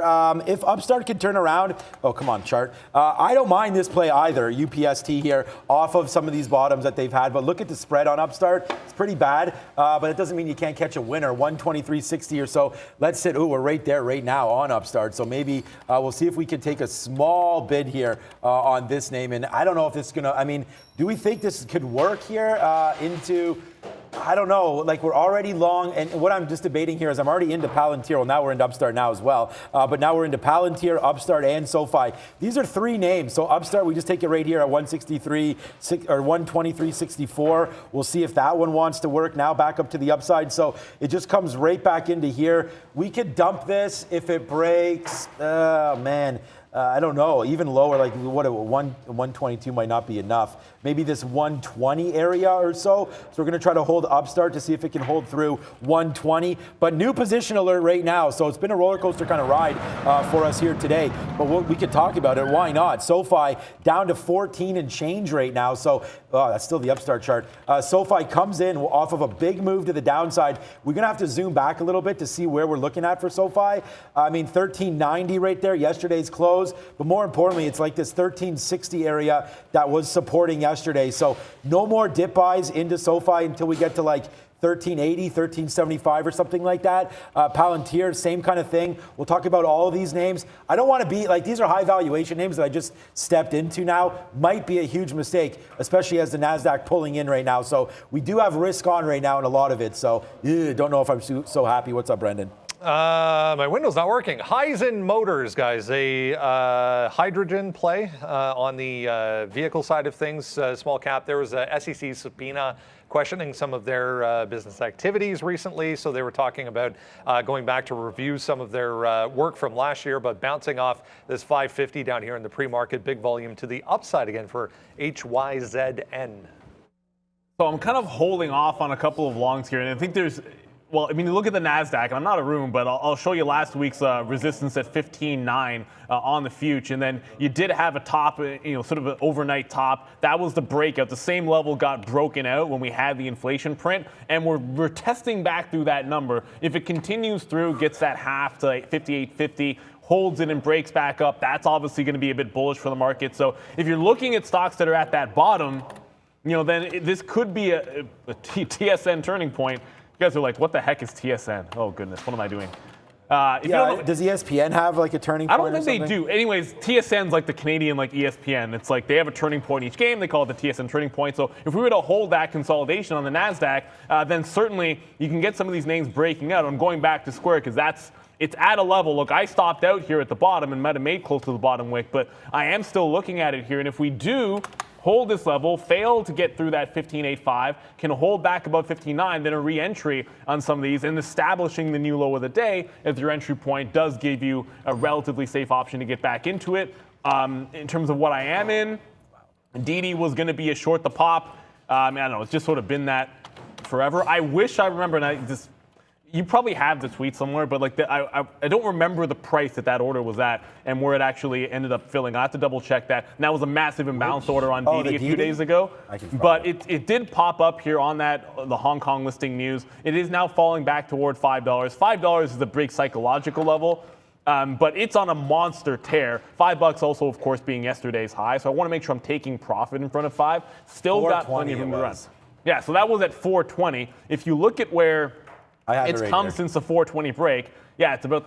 Oh, you have it. I knew you'd do it there, Rob. Good look. Yeah, big move from that 420. A clean dollar up to the high it just made. But the reason I didn't like the breakout, I never, ever want a breakout trade. I don't care if the news is good. If you're running right into an obvious multi-day resistance level. That is 1 day, 2 days, 3 days of failure on DD right at 530 when it was resistance right before. So that's the only reason I didn't like that one for breakout, even though the news was good. All right, siren time. Lucid in. We're short Lucid right now at 46.70 here. So if we can get down and just take a bid. Hello. If we could just take a bid here at 46. I mean, it just went down to 46.50. That was 20 cents that we had right there. I'm noticing that VWAP is at 46.30. So I don't mind a short here into this high. We're looking to get out of any of our shorts if it does break above 48. So that's just a little call there on Lucid. I am also bidding in the 40s. Hopefully that'll come out and we'll see what happens here with Lucid. Hopefully printing us lower than 50s and we can get out of a piece of this trade here as a new position has just been initiated on Lucid here. I don't know, man. I kind of want the market to rip up, but at the same time, I need to get a print out here on Lucid, take care of some of this pressure. The reason, I mean, I'm not in any pressure. This is a starter position, but I wouldn't mind taking a win so that I can average in more up here. Still, the plan is still to average in, my friend. So we are still going to try to take that. Palantir, we reloaded down here at 17.05. So now it's starting to move back up to the upside. That's going to be a good reload for us. The only thing failing right now is Upstart, and it's not failing that bad. We're giving this one all the way down to 120 down here, guys. So let's see if Upstart continues to work. Palantir, let's go, baby. Palantir, Lucid, and now Intel starting to rock as well. Yes, sir. We're back, and we're back with Brendan. What's up, bud? There was a note on Fubo TV this morning, guys, something called Hemisphere. I'm not aware of this, but Hemisphere Media Networks to launch on Fubo TV streaming platforms. So had a spike on that news, but just coming back into 15 here. Interesting level for Fubo. Yeah, that's another name in that bucket. There they are, hard at work, the boys, and we're trying to be hard at work too. That fast, by the way, halted another time there. What I just talked about in the NASDAQ just made that bit of a turn. So you did hold, at least for now, hold that support. Didn't get to 15.8 and then held back above 15.9. I didn't like where Square was a little bit farther away from the price that I wanted. So I went to the other name that I was looking to buy a dip on, and Intel never came close to the dip that I thought was going to be interesting. Come on, give me a break. Come on, Intel. Load. So I now like it in this consolidation. Now, obviously, Intel, it's a bit of a fade still off that breakout. The breakout never happened in the aftermarket, or sorry, in the actual market, so still has a chance to claim those levels in the real market. Now you're above VWAP. I'm going to take a baby position here because there's actually an offer. Whoops. It was just an offer of 50,000 shares right there at that 55.90. I'm only adding if I get in the 60 to 65, but I love what the futures just did there. Oh, yeah. Managing to hold that key level on the pullback, that's a decent sign. Now you have an obvious level of support. Brendo, again. I mentioned Dish Network right off the bat, guys, trying to get back higher here. Just broke back above 36.80 there. Volume coming back in again. DirecTV, apparently. They're talking again about a merger, guys, for Dish and DirecTV. Yeah, LFG, boys and girls, let's go. What are we on again today? Intel, 25 cents into the money, right? Palantir, now into the money on Palantir. Nice move for Palantir to the upside. SoFi, let me look at this Palantir. Bang, bang, bang. SoFi as well, long, 14.05, up to 14.20 right now. Outs on SoFi, nice out so far on that name. And then look at Upstart, man. We're $1 in the money on Upstart right now. Let's go. We're trying to, if we could take $2 on this first trade here, we'll do that on Upstart. So we are sitting here on the offer right now, trying to take that $2 through. Oh, darn it. It just almost printed us, man. We're at 40, to be honest with you. Well, right here, right at VWAP. If Upstart can get one little push, man, we are on one today. A good trade environment today if you're long. And the only short we have here is Lucid on board right now. We could have already taken, looks like we could have took 20 cents like 5 times here. This one could wind up burning us. Let's just keep an eye on Lucid. But again, we're not heavily invested in this one. I have, just for argument's sake, 6 times the shares on Palantir that I do on Lucid. So I try to tell you guys, where I am on some of these trades and the sizing in and stuff like that. But that's what we're doing. So Lucid, good trade, hopefully. Wanting to get more short. So we are leaving some bullets in said chamber for that one. And on that note, let's get out some more Palantir as we're touching through VWAP now at 25. Good win for us. Like I said, overpriced, oversized on Palantir, which is fine by me because we're starting to go back up to the upside here. Yeah, and opening, I just noted in the chats for you guys that opening below that 762 halt on FAT at 750. And again, like when it's doing this, it already did one failure through on a reopen price. And this time it opens below, immediately rejects that level. I like the short. 750 was the key level this entire time. So being able to short 750 with a stop on the way back at the halt price is an entry that we pretty much are always going to take. So into FAT, already out some in front of 7 even. Next level down will be 660 or so, where I would look to conclude this trade. Because of the whipsaw action it's putting on, I don't think I want to necessarily, try to sit there and hold it for the home run, which would be all the way back down to 6 even. Going to take what we can get and run to the exits. Brendan's got a name that we don't look at very often. Not for a while anyways. Robinhood, guys, bouncing back higher here off 1650. They just said Shiba Inu coming in February to Robinhood, so up 2.6 here. Upstart. Yeah, okay, well, 10 cents away from getting filled on Upstart, guys. Less than 10 cents away. Let's see if we just keep on going to the upside. About exactly 12 cents away. So hopefully that'll keep ripping up to the upside right now.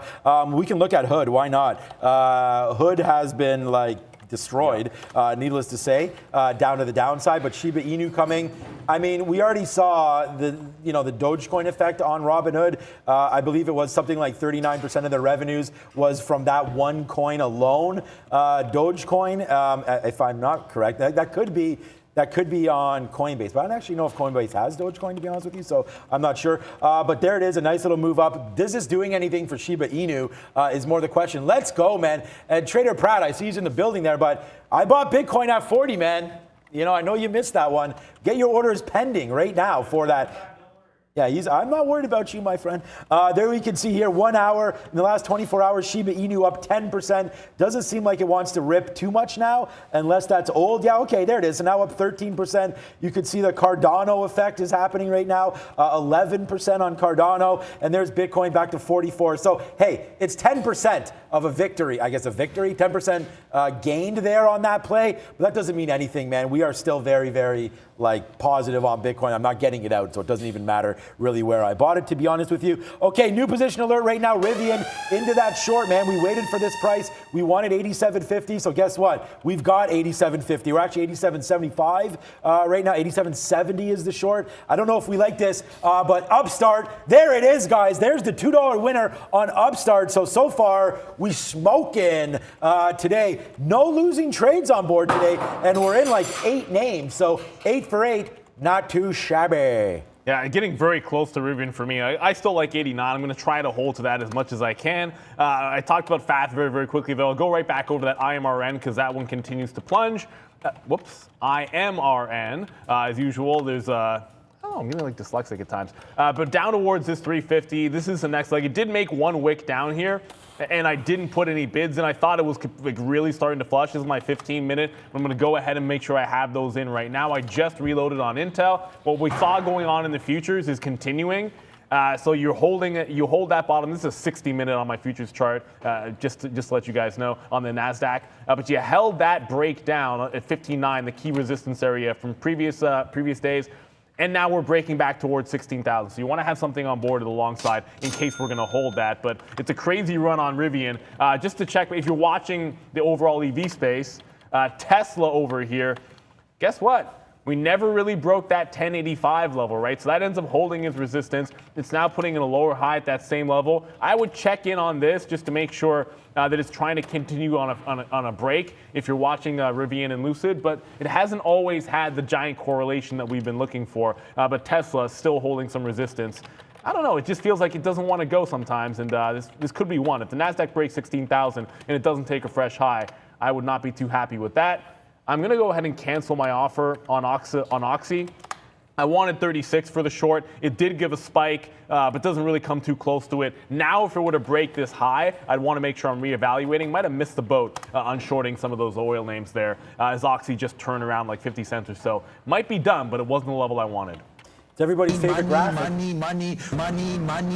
I mean, it's just today, guys, we are... I mean, look at Palantir. We just took it out at basically at the high of the day right now. We're still in it. Check Rivian, man. We just took 50 cents on that trade right there. We're in it, but like I said, we took that 50 cents. Now we're going to wait to see if we can get shorter up here on RIV. And I thought I had an offer up here, but we are getting near a spot where I don't like this anymore. We took that 50 cents. This could be our first losing trade now on Rivian, but we'll wait to see where it goes. Wow, what a monster move upside. Yeah, just looking here at some past charting, 89 maybe, 89.30 there. What is that drop spot right there? 89.50, 90, maybe 90 flat right now. So we'll wait on this one, man. Okay, so losing trade alert as Lucid right now, starting to go to the upside. You can see I'm a little more casual right here with some of these losses because of what we've been doing today. But Lucid right now ripping faces off to the upside, following its friend Rivian. So we'll average into Rivian, but noticing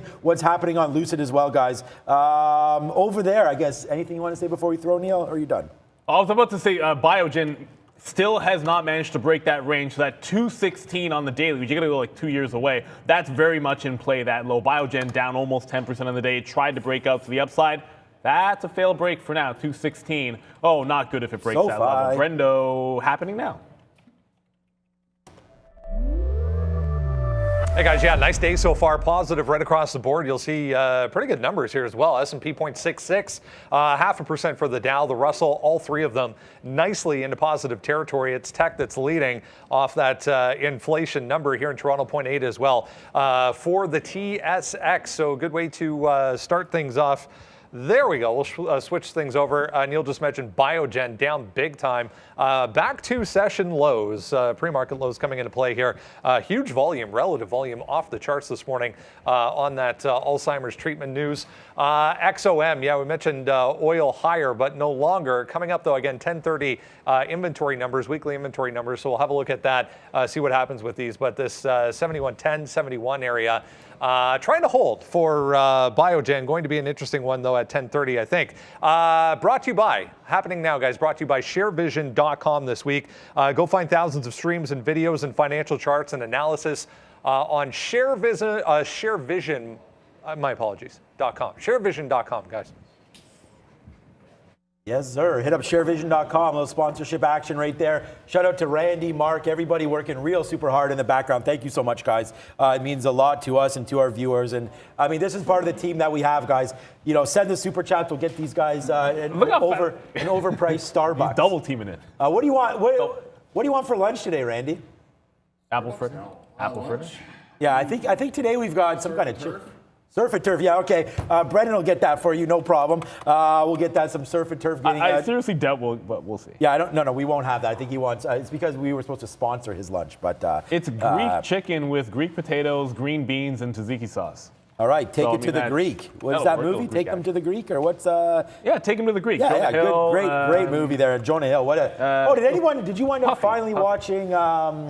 Oh yeah, so Don't no. look up? So hey, look, man, my wife and I had like 1.5 hours on the entire weekend to watch TV, and we decided to watch. I'm a sci-fi guy, so I'm watching The Expanse. So we wanted to make sure we watched that. Not enough time to. It's a long movie. It's actually over 2 hours. Yeah, it's over 2 hours. So we're like, we don't have time to finish it. So until we get a block of time that allows us to do that, it's not going to happen just yet. But I want to this weekend, so we'll see what happens.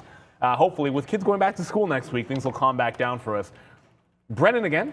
I just saw Roblox pop up here. iHeartMedia saying they're going to plan special events and use Roblox platform for those events. So iHeart, creation of events and experiences on Roblox, guys. Okay. I mean, I'm down with the Roblox experience. I think Roblox is a great platform, to do that kind of stuff. And I think that as far as the metaverse is concerned, yeah, I'm all about Roblox. I like what they're doing. I bought them pre-earnings last time. It went from $77 where I'm long all the way up to like what, 140, basically doubled off their last earnings report. Been some negative talk in here about daily active users and things like that. And just the fact that it's, again, another one of those crazy valuation names coming through right now for Roblox. But again, a nice little move to the upside there coming on that news, but still down 0.7%. Oh, and moving lower right now as the NASDAQ may be coming off. I was going to say, I like Roblox bid through 89.50 if we could get it right there. So we'll wait to see if Roblox gets exciting. We'll take it through 89.50, but right now it looks like it wants to come to the downside. So for me, it's going to be a nothing burger on Roblox.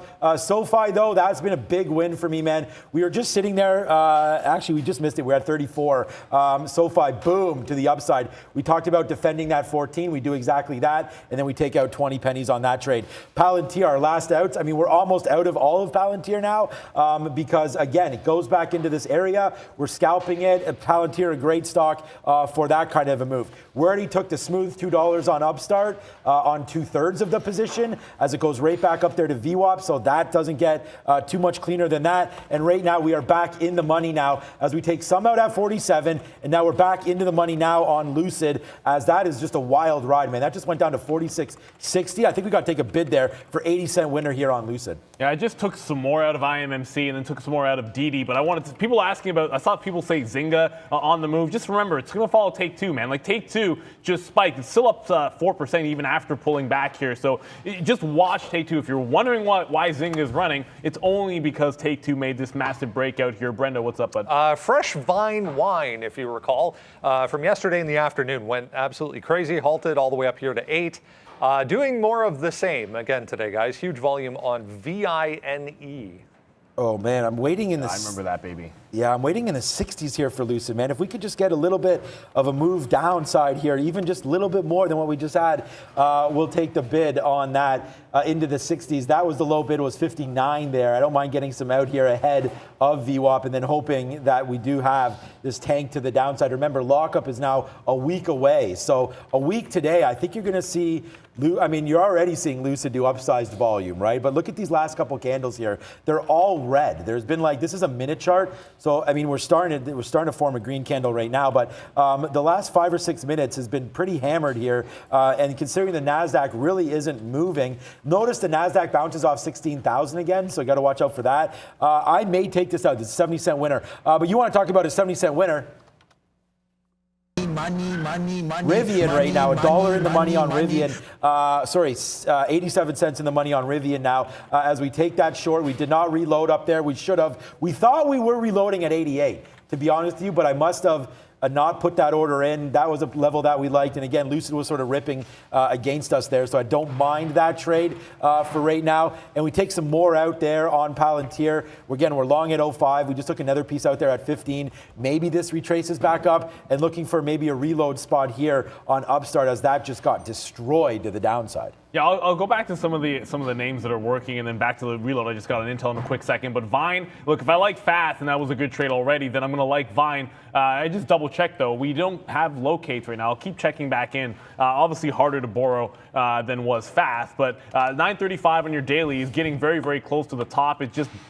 It just kind of tried it at 9 even. It's still trying at 9 even, but 930 the level up. And if it were to fail break here, if it breaks 9, doesn't get through 930, like the trade I would want to put on is like short 880, short 890, and then put a stop through that, risk about 50 cents. You have lots of room to the last halt price, which is down at 815. So the risk reward's about $1 there. And then if you're risking 50 cents, that does work. But again, it's about the halt to the upside. Oh, fake halt. So it went into a halt state.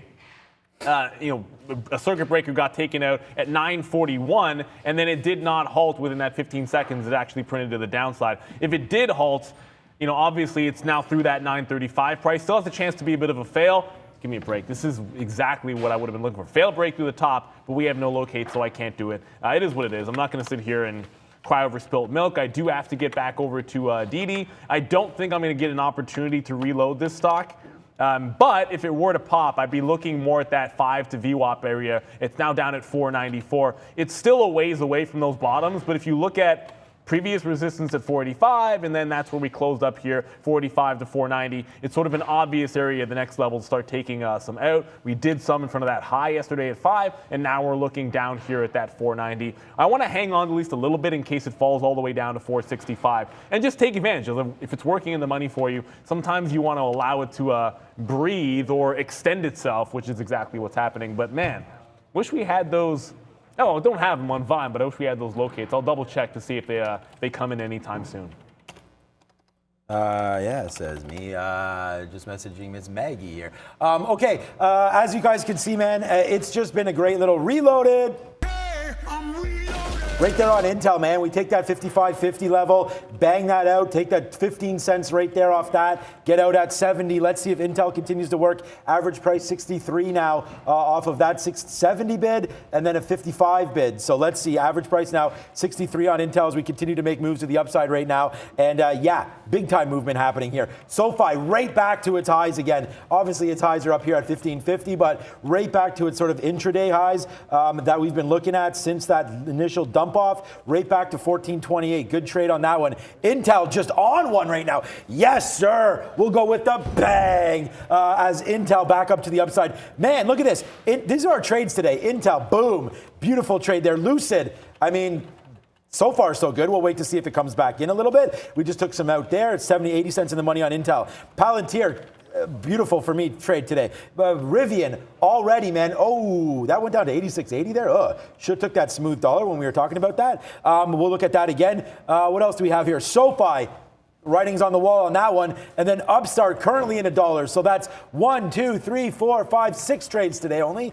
6 names, and we're going to go 6 for 6. So hopefully you guys can shout that out on the sticky note. Keep that pumping, guys. The only name that we really haven't looked at here on the sticky note today, we haven't looked at Ford, and then we haven't looked at AMC. So we'll do a little bit look on AMC and on Ford, but both right now, as far as I know, rocking and rolling. So let's wait to see what happens now. Upstart back near VWAP, but hopefully it can extend out, and we'll take some more profits on that name. Yeah, if you guys are watching DWAC, by the way, I'll go.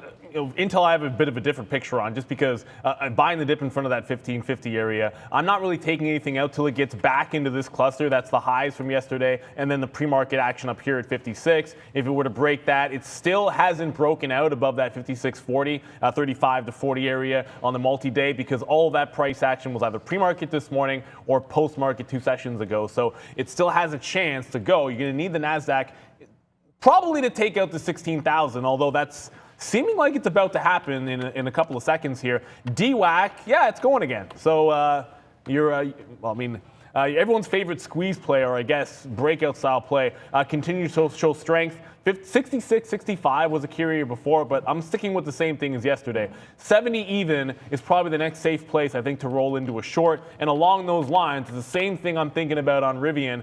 I'm up in front of 89 because that's the only level I like. And I go back to the 15-minute. I didn't do this yesterday. The trade of the day was a loser on Rivian yesterday, and I talked about sort of waiting around for the levels that I really like. This is it. That's that breakdown at 89 and change. Previous resistance, double resistance here at 89 even. If it gets to that price, then I'm going to like the short the heck of a lot better. If you're still watching both that fast and then that Vine. I might not have had the locates on it, but I will still check back in. I know it's moving.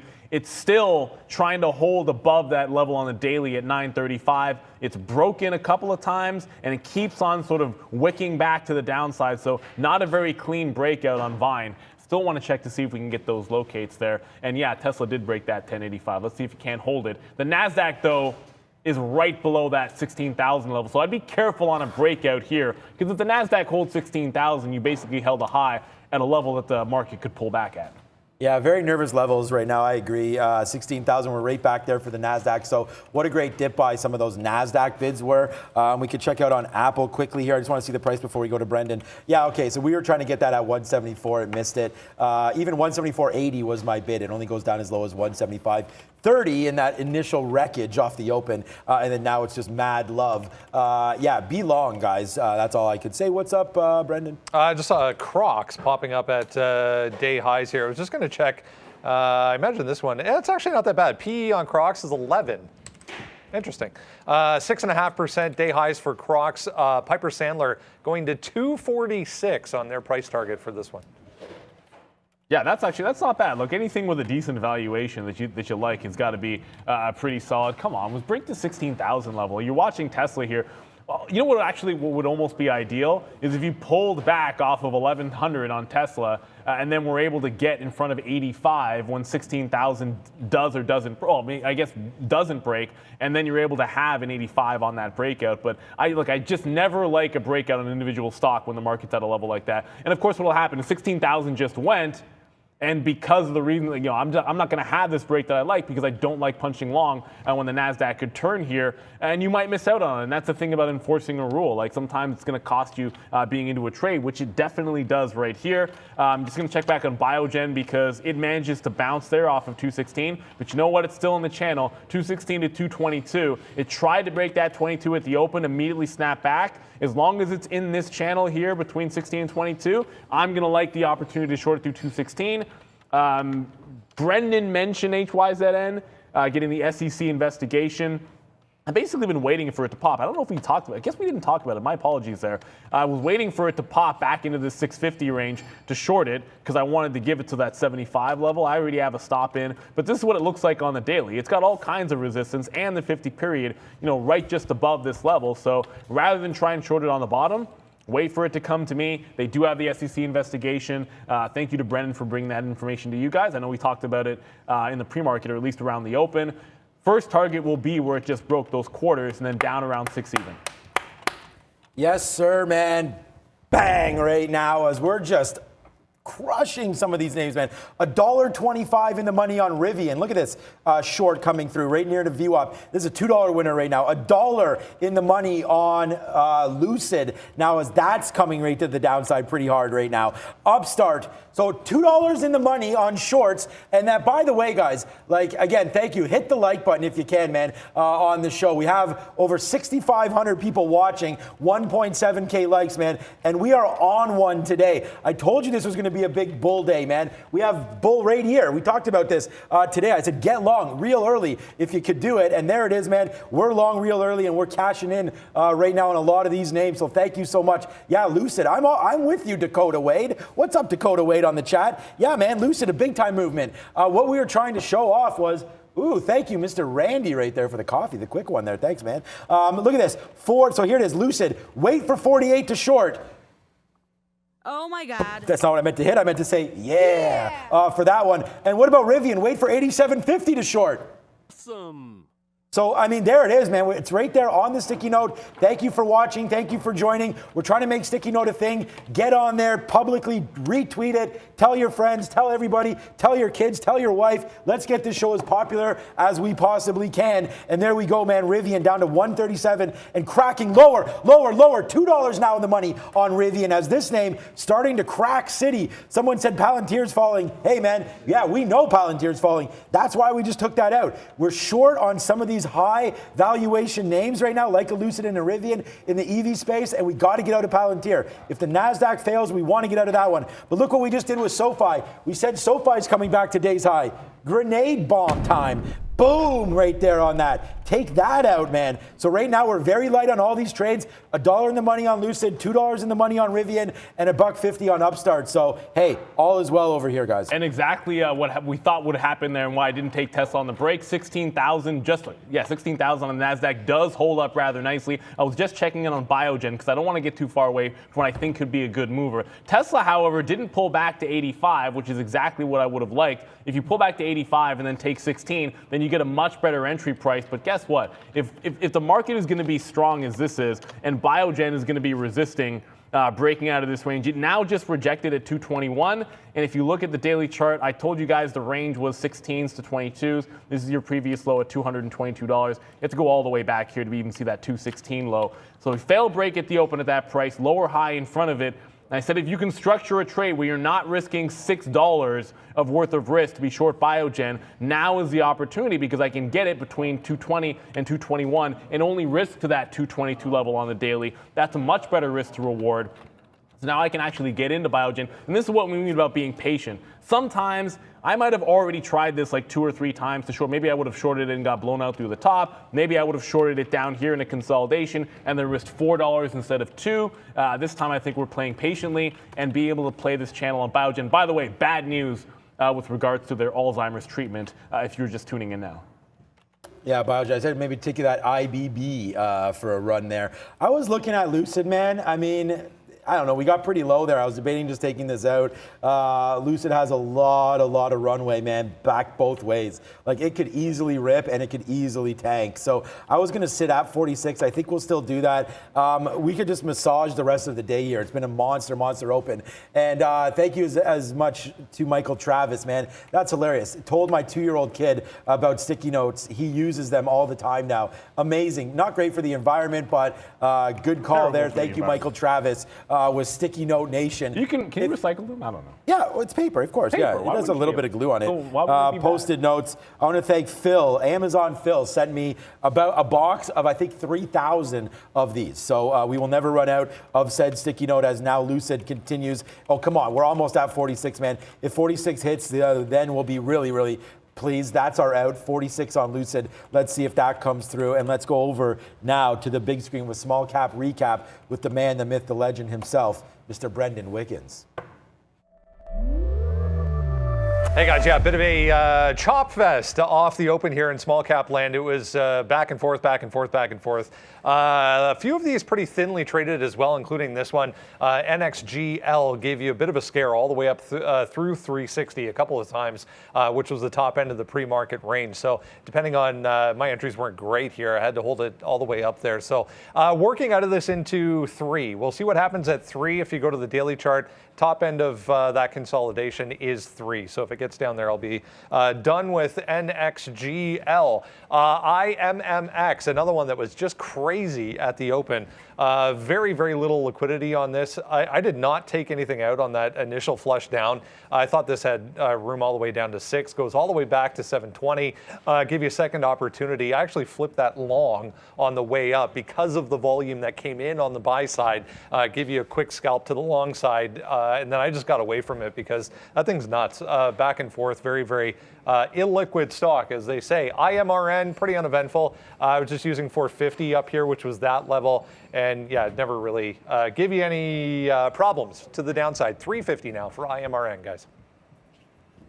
Yeah, that one's giving you absolutely no trouble. I saw in the chat someone mentioning LIT, the lithium ETF, doing pretty well today, so can't really complain about that performance. Just looking back at some of the chip names, we just reclaimed, the market just reclaimed to the downside that 16,000. So you really want to see how that shakes out. That'll be good for my Biogen position, but I wanted to check back in on a couple of names that I haven't really talked about too much. GFS, which, I mean, it's interesting to see like this very strong, and Intel's about to break the 550. The reason I pull it up is because Intel's about to break the 550, and Global Foundries holding above this 63. This is a pretty key price for the stock. This is where we were longing it the other day. I guess it was last week when you had that monster reversal day, and it just absolutely tanked when the Fed came through, right around the Fed number, which is just insane, pulling back to the downside. But 63, key price area of support there. If Intel were to break, and this market holds out through the highs. I kind of like Global Foundries, but disappointing for Intel. Biogen, which I just got into, and there is a stop. The reason I was mentioning Global Foundries because Intel just stopped me out, and I wanted to see the relative strength of that other fab name. So looking pretty good so far for Global Foundries, though I'm not going to trade it just yet. It does very low volume.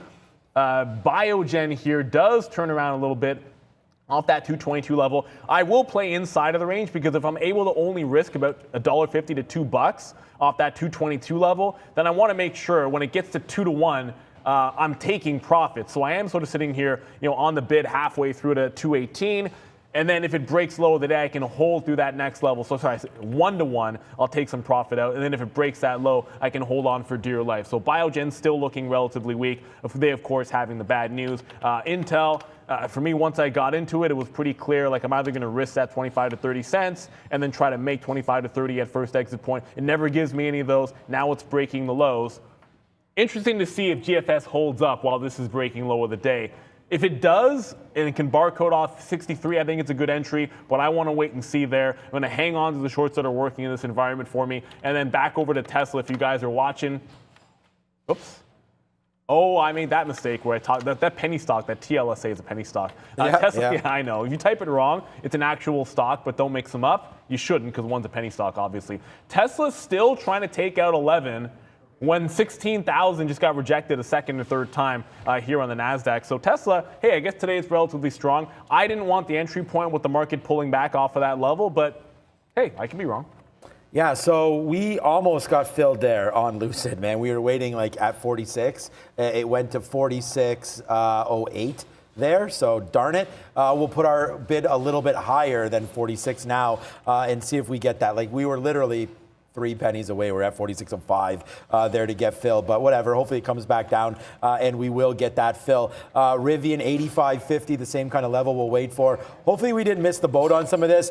And then I know Neil and I, we did a little different strategies on Intel there. I scalped out for winners there and then did the same thing as Neil there, dropped it as it takes out that 55.50 level of support there. I like it as a long, but I'd rather it at this point just drop down. I mean, Intel's been disappointing today, right?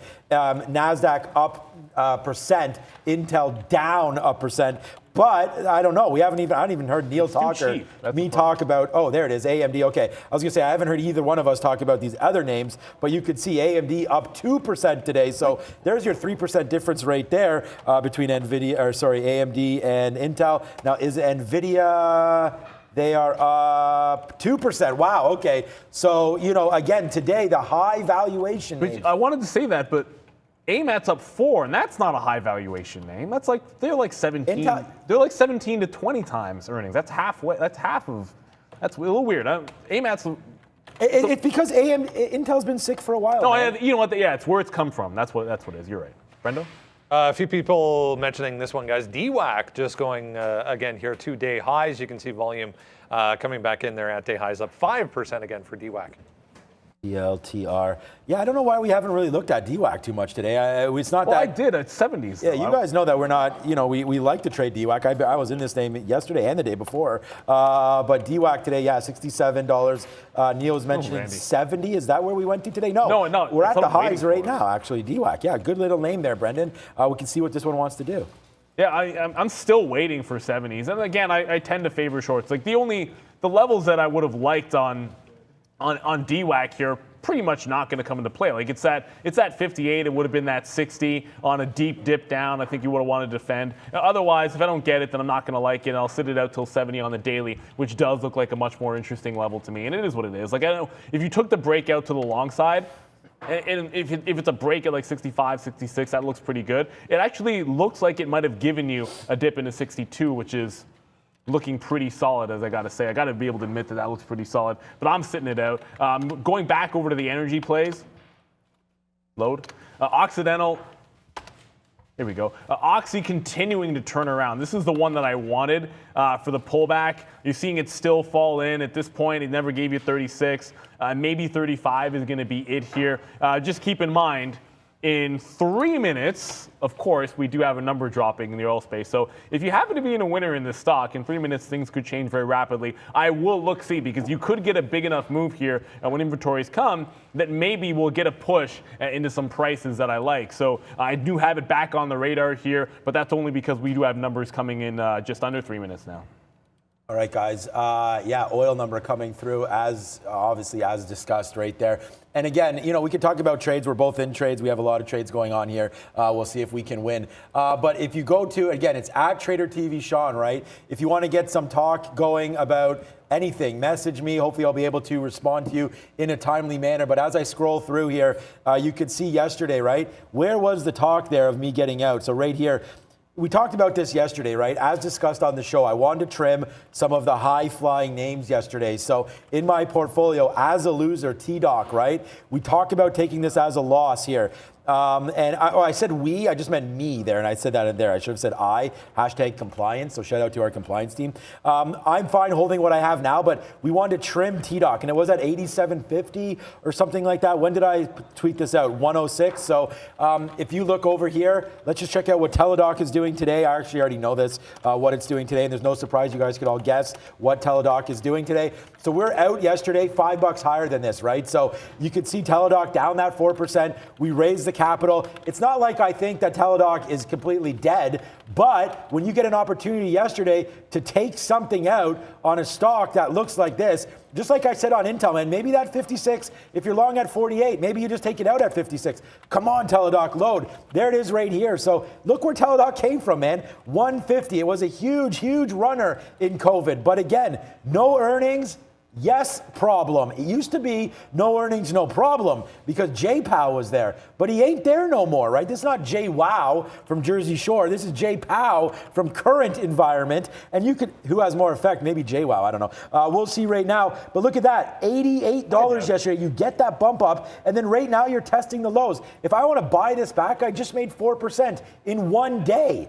So there you go. I mean, these are kind of the plays that I'm trying to make. I may look back and this burns me, right? But what it does allow me to do is buy better names. Like if you just bought a higher quality name, like AMD or anything, we already see the move. This is back to 140 right now. AMD ripping right now. So a lot of these names continue to work, and that's why I sold Teladoc. It could wind up being a mistake, but just letting you guys know that was a move that we made there. Yeah, what's up? Sean, you're originally a real idiot, and I'm not calling you that. That's your name. From Jersey, so I guess I'm not from Jersey, although, you know, maybe it could be from there with the background. But what's up, Brendan? 10:30, guys. Just awaiting this crude oil inventory number. We'll pass that along as soon as it comes through. As we said, you know, multi-year highs for crude oil. So there it is. Larger drawdown than expected. So negative 4.5 million. Versus a drawdown of 1.9 expected. So bigger drawdown than expected for crude oil. So we'll have a look at some energy stocks. It's 10:30 though. Etienne Monco joining us from MarketScreener.com to have a quick check at what is happening over in Europe today. Great to see you, Etienne. Happy New Year. It's the first time we've had you back since last year. So how are things shaping up today over in Europe? Happy New Year to you as well. To all the team, thank you for having me and next time. Each time I get to talk to you guys on Trader TV, I use the same chart to describe the last European market sessions, and I'm going to do the exact same thing today. In the last days of 2021, we saw markets climb to all-time highs, which market screener analysts anticipated thanks to the seasonality of indexes. However, this rise was kind of hard to understand due to the fast spread of the Omicron variant. Eurostox then gave up 3% to go back on the support of its uptrend channel. And we all thought that it was the beginning of something, of a correction or at least a sector rotation. But this support acted like it should and gave a new chance to the index. Eurostox earned 0.84% yesterday and around 0.7% today. Those two sessions are giving analysts a hard time since they are not really sure what direction they should trade. In my opinion, the bearish pressure is still winning this fight. Beyond the good corporate results, I think that the thing that makes operators being bullish is their belief in central banks, in the belief that central banks will not let markets down, and that if a strong correction happens, something around minus 15%, for example, they will review their policies to remain accommodating for a little bit longer. Otherwise, everyone knows that opening an account now and be 100% long is not really wise and recommended. The total market capitalization is strongly linked to the liquidity provided by central banks. And if the liquidity slows down, markets will eventually slow down too. Anyway, if you're a trader, I think you will have a lot of opportunities this year, even if I hope that volatility won't be as high as in 2020. If you are an investor, you don't give too much weight to recovery stocks and COVID stocks. And I think it's best to focus on solid cases that are not too exposed to increasing rates. Great stuff. Etienne Monco from MarketScreener.com, senior analyst over there with a look at European markets. Thank you so much, Etienne. No worries. Thank you, guys. Big move down there in the overall market, guys. There was an interesting headline. Just wanted to throw this out there. U.S. charges therapist Eric Lira, the first anti-doping charges coming through there for Tokyo. Not related, obviously, but interesting headline there. Already, Like, yeah. I actually forgot. I mean, I shouldn't have forgotten, but that we were having the Olympics coming out there. But I noticed this morning they're selecting the Canadian women's hockey team. So yeah, I saw that. That was last night, I think. Yeah, getting excited. I'm a huge Olympics guy. I love whether it's summer or winter Olympics. It doesn't really matter. I can't skate very well, but I love watching all that stuff. But we kind of get wild around here. A couple of things, and apologies for not getting back to talk about FAF. That Vine stock came up and got pretty interesting. But FAF does pull back. I did get out right in front. And again, if I'm taking the rejection of the previous halt price, if you look at that halt range, right, like it opened up at 740, made a low at 660, and then failed back through. Like it's short through here, first entry point at that around that 740 at 50s, and then got some more in the 40 range. And then I just get out right in front of that support. Yeah, it broke lower, but it's right back into that channel. So it ends up kind of holding that 660, so it ends up being a good out. Decent chance that it could barcode off here for the rest of, well, I don't know about the rest of the day, but at least through lunchtime. And back over to Biogen, which I just did get some love here on Biogen at the bottom. So I talked about trading inside of the range. I was able to finally get a short off of that 222 level here, 220 and change. I did take some out here for the 1-to-1 risk to loss ratio. I'm going to park a bid in front of 210. If it breaks 216, I think it can extend a little bit further. Relatively weak name. The market's starting to turn around a bit here. Playing the bad news, but I had to wait for it to give me a trade that I could actually take into. And if you're looking for the 216 break, when it finally takes out that low on the daily chart, going back to 2019, it'll be short sell restricted by that point. It'll be down 10%, and you'll only be able to short on an uptick if you want to hit that bid. So just a word to the wise there on Biogen. Liquidity is not too bad on the name. So there it is right there, man. Straight, again, guys, straight off the sticky note right here, guys, today. Watch out for Rivian, 87.50 short sell. Lucid, 48 short sell, right? And we're very, very patient. We wait for that. Look at that. There it is right there. 87.70. I wrote down 87.80. 87.70 short there. It goes all the way up to 88. And then look at that. We take out first 50 cents, and then we take $2. So a $2 winner. Right there, we'll take that. And then we're just waiting for Lucid to come through. Now that is, I mean, darn it, man. We had, oh my gosh, they went down there again? Don't even tell me that. 46.13 we were bidding. It goes to 15. Unbelievable. Missed a couple of those, so maybe that's an omen here. Maybe we just need to get out of Lucid as we've missed the bid now by 5 cents twice down here. So maybe we just need to adjust it. And what the heck, man? What's the difference? I'll just put this thing up 46.20 now to not miss out on that one. Okay, so Lucid 70 cents in the money. Palantir is really, again, SoFi, we're just going to wait to see if it breaks through 14. We're out. These are all out, man. We have a small position left. We actually have 20%. Each one of these is 20% out on SoFi, so we have 20% left. And it's fine. You can reload if you like the price right now. For me, I don't know. The NASDAQ's fading out here. It already bounced off 16,000 a couple times, so that's a level that I'm looking at. We'll hold on to the SoFi, but we're not going to reload any of these longs whatsoever. We'll just wait on it. We already have Palantir long, and Palantir is coming right down to the 1680 level. So we'll take one more shot here at 1680, and then if it dumps below 1675, we'll call it a day on Palantir, guys. So that's the reload opportunity right now. And again, in this environment, we've seen Palantir continue to fall.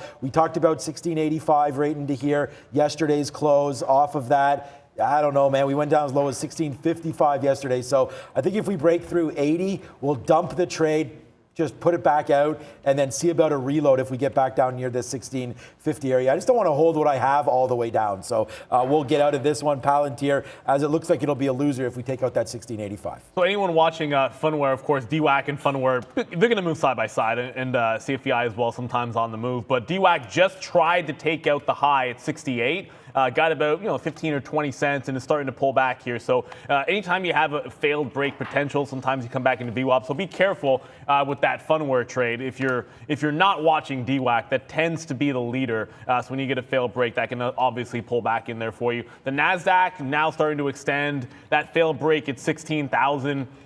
Sort of in queue, and that's probably the only reason I didn't work back into any longs. But there is one that's not working. If I actually think it's going to be, Intel didn't work, so I can throw that into losing trade bucket. But Hyzion, HYZN, did have that report, or I guess SEC investigation. I'm only in one time in front of 50, giving it to 675. It's now had a double top at 660 and starting to pull back in. If it consolidates here long enough, I might just take more shares, probably closer to that 660 level if it can't break. I'm not adjusting my targets. I still want to get some out in front of VWAP, but the longer it holds up here and the market falls, I guess the more I'm going to like the trade. So if we can hang out in this channel and the market continues on the reversal, I think HYZN is going to work for me. Of course, Biogen continuing to the downside. And one name, as we're starting to pull back in, which is getting interesting again for me, is a firm. Has yet to break the lower high at 82, but with the market starting to reverse here, if we're going to start taking out, if we end up taking out 15.85 on the NASDAQ, so that breakdown, a firm is definitely a name I'm going to want to the short side. I missed my shot at Rivian because it didn't quite get to those prices, but a firm still firmly on the radar. It's sort of an interesting. Oh, okay. I was about to say it's sort of an interesting kind of day here, as you have a pretty big reversal off what I thought was a pretty good inflation number. So what a good time to check out the big board with Brendan and Sector Watch.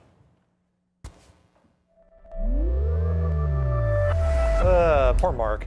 Let's have a look at the S&P 500 here, guys. A bit of a checkered board. Back and forth we go for the overall market. Still up 0.3% there for the index itself, but a few negative things to mention. This is Biogen in the pharmaceutical group, along with Eli Lilly right beside it there. 10%, better part of 10% for BIIB, 4% for Eli Lilly, DGX, ZBH, and HSIC also in negative territory. So this group, the healthcare stocks, leading as far as decliners are concerned. Some negativity also coming from the consumer discretionary names today, specifically some retailers to the downside.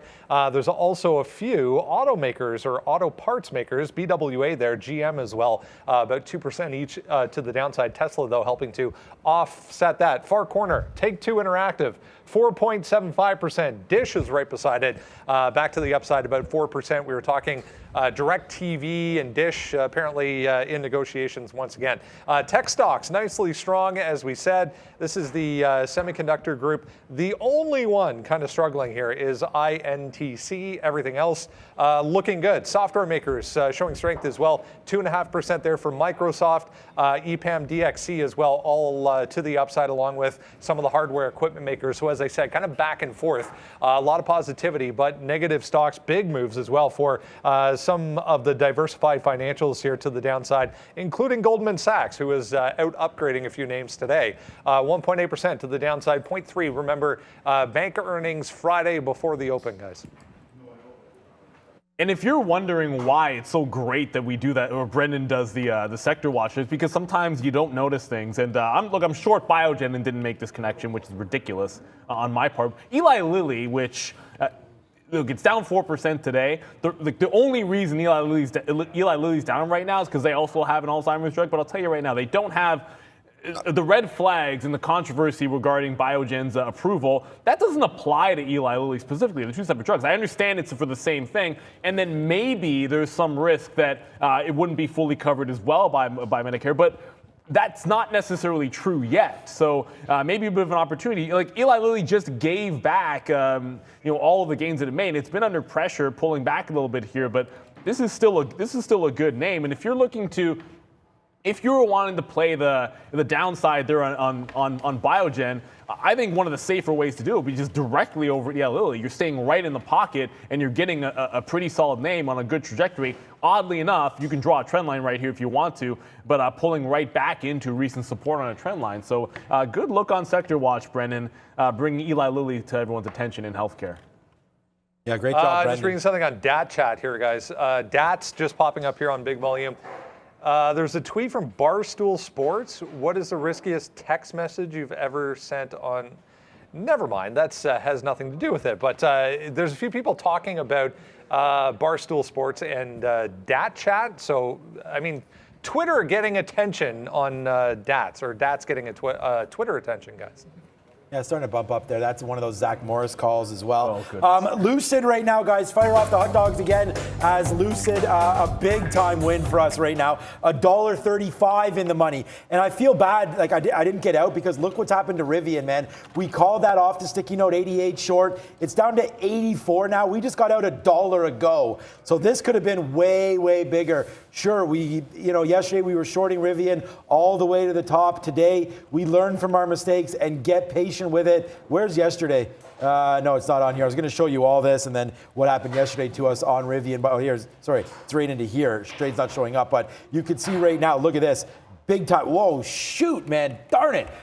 We had that trade and we gave it up. So there it is, man. Wow, Rivian right down to the downside and keeps on trucking, man. That's why we're going to hold on to our Lucid, which is now breaking $1.50 now with the money. We told you on the note, sticky note, Lucid and Rivian both to the short side after we got hit on them yesterday. Lucid was a good trade for us yesterday, but Rivian, not so much. But today, we exercise some of those demons and take that smooth $2 on that name. Ford coming back in as well. We're going to have to look at that. A couple of times I see someone who was asking about Netflix here, and why is Netflix down was the question. It's down 1%, 1.25%. As the market's only up a quarter on the on the NASDAQ, and the ES barely positive, but Netflix is relatively weak there. Brendan? There's an interesting Kanye West documentary release date being released by Netflix this morning. That was about it as far as interesting notes, though, guys, on Netflix today. Yeah, and I couldn't find a specific reason either. And don't get me wrong, I would love to be able to say, hey, this is why I think Netflix is going down. But you know what? When the answer is a resounding I don't know, then sometimes it's just an I don't know. And this is, and again, Netflix has been. You look at the chart, you can see it's been a high valuation. It's a high valuation name. Outside of that. But it was going down even when we were pushing back upside. Microsoft's a high valuation name, right? And they're down today, I think. But everything else at least popped before it dropped. Like Netflix, it never did. It's just only been straight down, even sort of disregarding when the number came out. It hasn't really mattered. It's been only going straight down. Outside of that, it is a high valuation name. Some things pop before they drop. This just decided to sell right off at the beginning. So, thank you, Brendan, for giving the quick scan there. That's what we're all about, and we're going to look for the news if we can find it. And if there is none, we're going to tell you and give you the straight goods. We're not going to try to make anything up. I just want to point back out that the banks starting to sell back. Well, at least Morgan Stanley back below that 105 level that I like so much. I like the 100, but I didn't trim anything. It was only 5%. As it go back below that 105 level, probably could have. I guess if it goes back to the highs, if you like scalping in the banks, I just never think it makes any sense. And you're getting bank earnings coming out there, guys. I would rather wait to see the next decision after they all report in the next week or so. Coming back over to Tesla, I know as the market pull back in there, and Tesla rejects that 1100 level, I should say. And we're right back holding above this 1085. So, we still have that opportunity where if we can hold, and we're trying to do it right now, that 1585 on the NASDAQ, you're right back to in front of that 1085 level. So patience being a little bit of a virtue at times. If we can manage to bounce back up, reclaim 15.9, and it's a good risk to reward, off that 85, that's a much more interesting trade. I'm still in that HYZN, which is the only thing against me. It is still in this little channel here. And now that it looks like, it's kind of calmed down, I might look to add in the middle of this range. It's barcode and they got the SEC investigation. There's not a ton of volume in this move back up. If there was, I probably wouldn't want to add, but because on low volume it's trying to press on bad news and it's still holding that 75 level I like, I don't mind adding to HYZN here. Okay, HYZN, yeah, an interesting name coming through one more time, so we'll have a look at that. But okay, so just, all right, that's fine. Looking at, so Palantir, there we go. We will dump that down, man, and lose.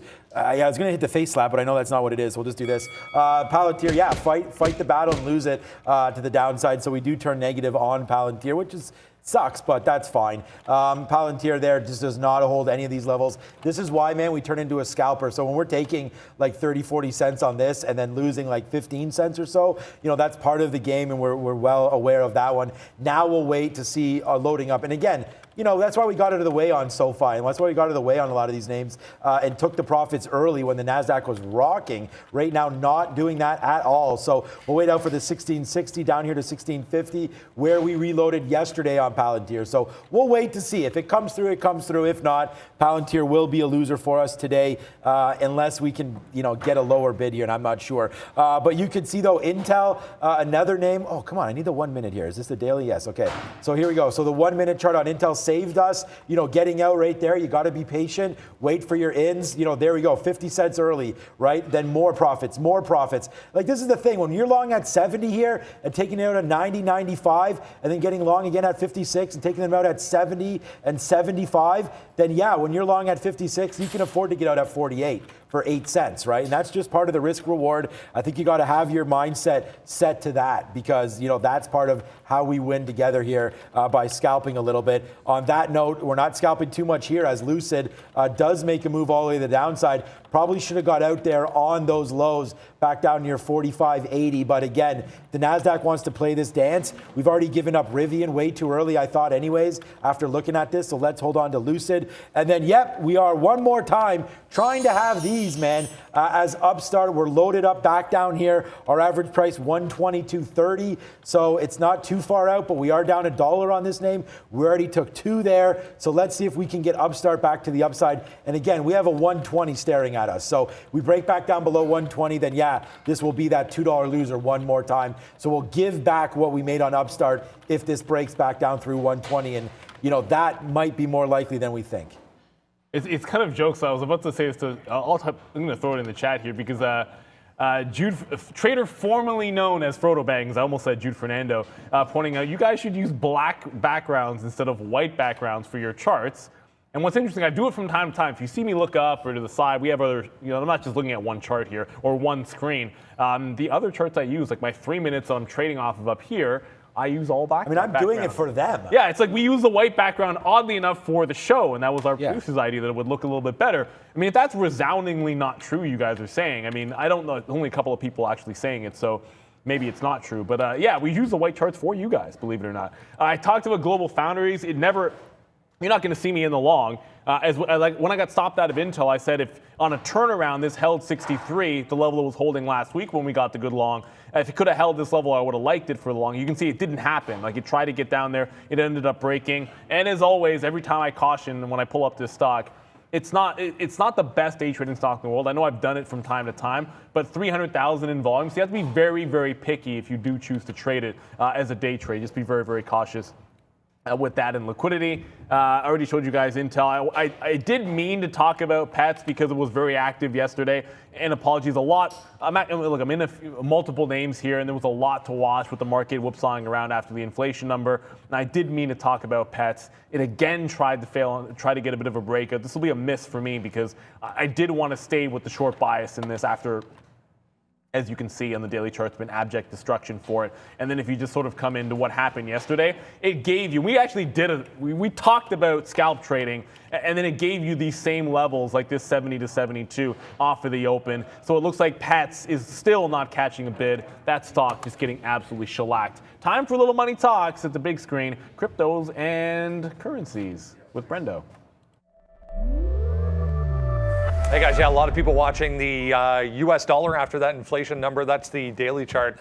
over there. You can see breaking back down through some key support levels over the past couple of weeks.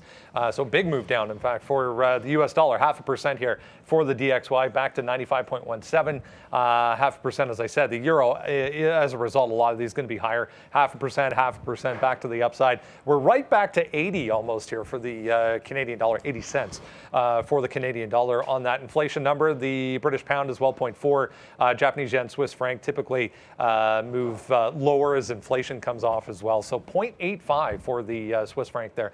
Same story for the New Zealand, Australia, 0.8, 0.7 to the upside. Turkish lira lower today. Bitcoin, as we said, higher 2%, but it was all about this. Headline down here this morning, inflation, yeah. I mean, 7 is still a big number, but in line with expectations. So all about the DXY today, guys. All right, so I'm, taking consideration what everyone's saying on the chat here. Maybe we will change it to black for the afternoon show, and then we'll just see how that looks. And then if black looks better, because honestly, we're doing it for you guys. We thought white was a little bit better on your eyes. For us, I mean, I'll go both ways on whatever chart you guys want. So there it is, yeah.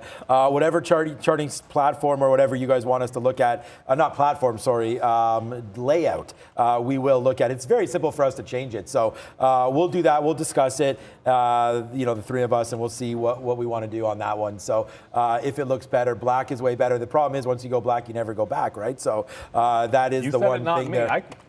I'm talking about coffee. That's why I'm sticking with the one milk, because that too. Honestly, I just want to make sure that stays in there. But it looks like Upstart right now getting coffee black. Yeah, exactly.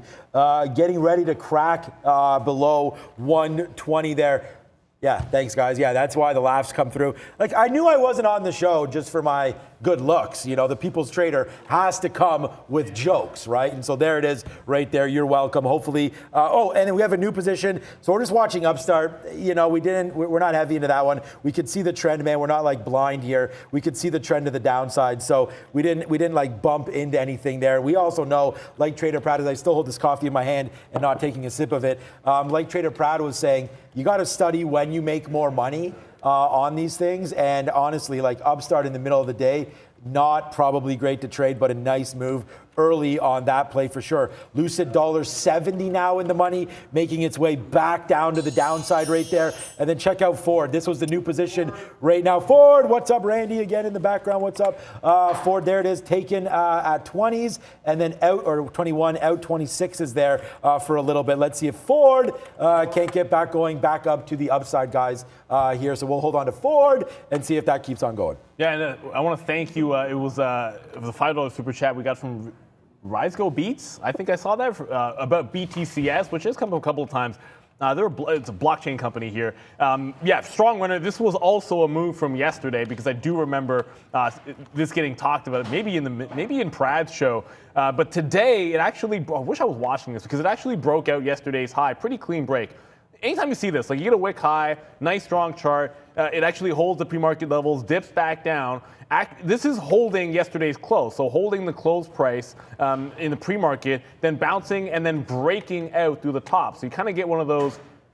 If you're risking 10%, you're taking a break out of the high and then giving it back to the previous close. Not a bad look. And then you can take it all the way through to this 7 even break. But if you go back to the daily chart, this is right an area of resistance at 750. And if you check spot prices right now, they just pull back off of 44,000 on Bitcoin. So a couple of reasons why you might be making a bit of a top up here. You can already see one failure in front of 750, possibly another. But keep your eye on what's going on with spot prices.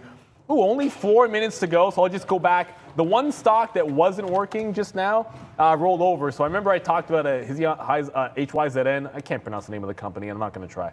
HYZN. You guys can correct me. I'm sure you can figure it out, or Brendan probably knows it. Hyzon Motors. Hyzon? It's Hyzon? I always want to say his. Hyzon Motors. Hyzon Motors. There you go. I almost don't care. But it just pulled back into VWAP, so we get that rollover. I did add to it in front of 650. If it comes back into that range, I will just rinse and repeat in front of this nice little consolidation that it made. They got the SEC investigation. So everything's sort of working out pretty nicely. Although the NASDAQ just cracked that 15.85 level. So, kind of what we're, that's right, there we go. Kind of what we're almost fearing. You reject 16, and where we're pulling back into, this is where you want to see it hold up. If it churns through this and takes out the level below and holds that, then you might see that turn in the market. So I might be looking to short a firm at about the same time that Trader Prad does, because I know he's probably looking at the same thing. Just guessing. Yeah, I think that's probably right. Palantir right now in, again, good thing, like this is why, you can't hold this forever. Yesterday we reloaded right here at 16, not reloaded, we started a position at 1650. You want to dump through this?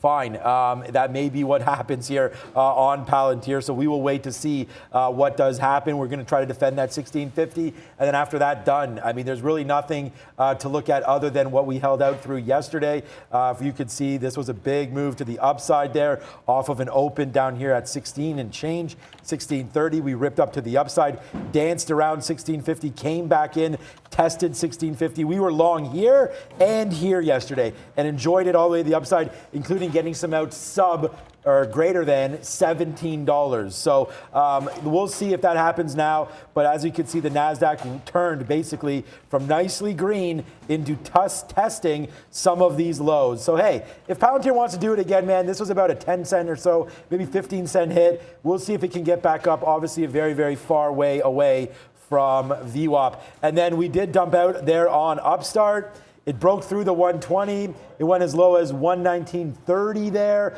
But again, look at the spread, pretty big spread there. So we're lucky enough to get 82s on a break back down. So make $2, lose $2. So Upstart, a good trade, but not a great one. Ford looks like it's working off the bottom, so hopefully we get back going there. The first trade in Ford initiated right now at 24.20. So let's see if that wants to keep going. And Lucid right now, the dream for me today, the Lucid dream is right there. Yeah, good call there on 420. All the way downside now for Lucid off of this trade. So big time movements here. Happy with this trade. I guess we got to go. We had this yesterday, but Paneer. So let's throw it over. I don't know who's doing the thing of the day. Is it Brendan? Brendan? All right, let's go to Brendan. What's up, Brendan? Yeah, Miss V has sent me her national day, so we'll get to that in a sec. Just wanted to mention, guys, Delta pre-market tomorrow for earnings. There's nothing else, KB Homes as well. There's nothing else super exciting until Friday morning, as we said. The big banks, but yes, according to our improving every day, I guess, good friend Miss V, it is National Curried Chicken Day, guys. Yeah. Yeah, why not? I mean, we're not getting it for lunch today because I already double-checked. We're getting Greek chicken, but curry goat and a roti, that's where it's at for me. But curry chicken just as good. Man, I would love to get a good roti. That'd be great. There's a bunch of places, there's a couple of good places in Toronto that I doubt are still open after COVID. But that's what it is. I saw someone in the chat just saying Pepsi popped off 73s. I'm like, Pepsi's flat on the day. It's not really moving, but you are right that it is holding this 73 level. So maybe I'll watch that a little bit more closely and when I slide over and look at it on the 15-minute, it you put that up. It's not the second time it's holding this level. Did it in the afternoon. So maybe making a bit of a base of operations on a name that I like. And you always want to see relative strength. So if this holds that level when the market's rolling over, I like the relative strength, which I guess I already did. So right here, I talked about yesterday, my wife from scratch made like a curried paneer. And she said to me, this is her kind of porn. Look at this spice right here. Her spice rack, she built that out. It comes out, well, she didn't build it, but comes out through this. And I didn't even know this many spices exist, but apparently there's thousands, obviously. And there it is right there. So a shout out to you. And thank you so much for continuing the good stuff there. Nothing like homemade curries, man. There's no doubt about that. Okay, Palantir, we did take a little bit out as we go long at 60s, sorry. And it goes up to 66 there. Take a piece out. You're now at 6.9er right now, 70. So now there it is. So just what we lost on here is getting made back right now on Palantir. So a nice little move to the backside there on PLTR. So let's see if we can get back up. I don't know about VWAP, but we will take this here. Let's see if it can run now back up to the upside. So Palantir working out, Ford working out. Can't be any better than that. Take that bottom. We're right back in. So we're going to leave you with 3 working names now. Lucid, Ford, and Palantir all on board. We'll update it throughout the Market Movers show, Neil. Yesterday, You almost forgot the name. Well, you did forget the name. I did forget the name. Saved yourself there because we've gone a couple names back and forth there. So Market Movers, Memes and Movers. Today it's the Prad Show. So we're going to go over there right now. And we'll be coming back and forth with them. Course. So check back with us. Stay tuned. Watch this. Our best show on tradertv.live starts now. Welcome to Market Movers. How's everyone doing? Hope everyone had a great day yesterday. Let's continue that day today. Just opening up the YouTube chat here. Hi, Miss V. How are you doing? Hope you're getting better. Let's get you back in the office as soon as possible. Going to the market. So markets absolutely mood swings. You know, we were all getting ready for that 16K test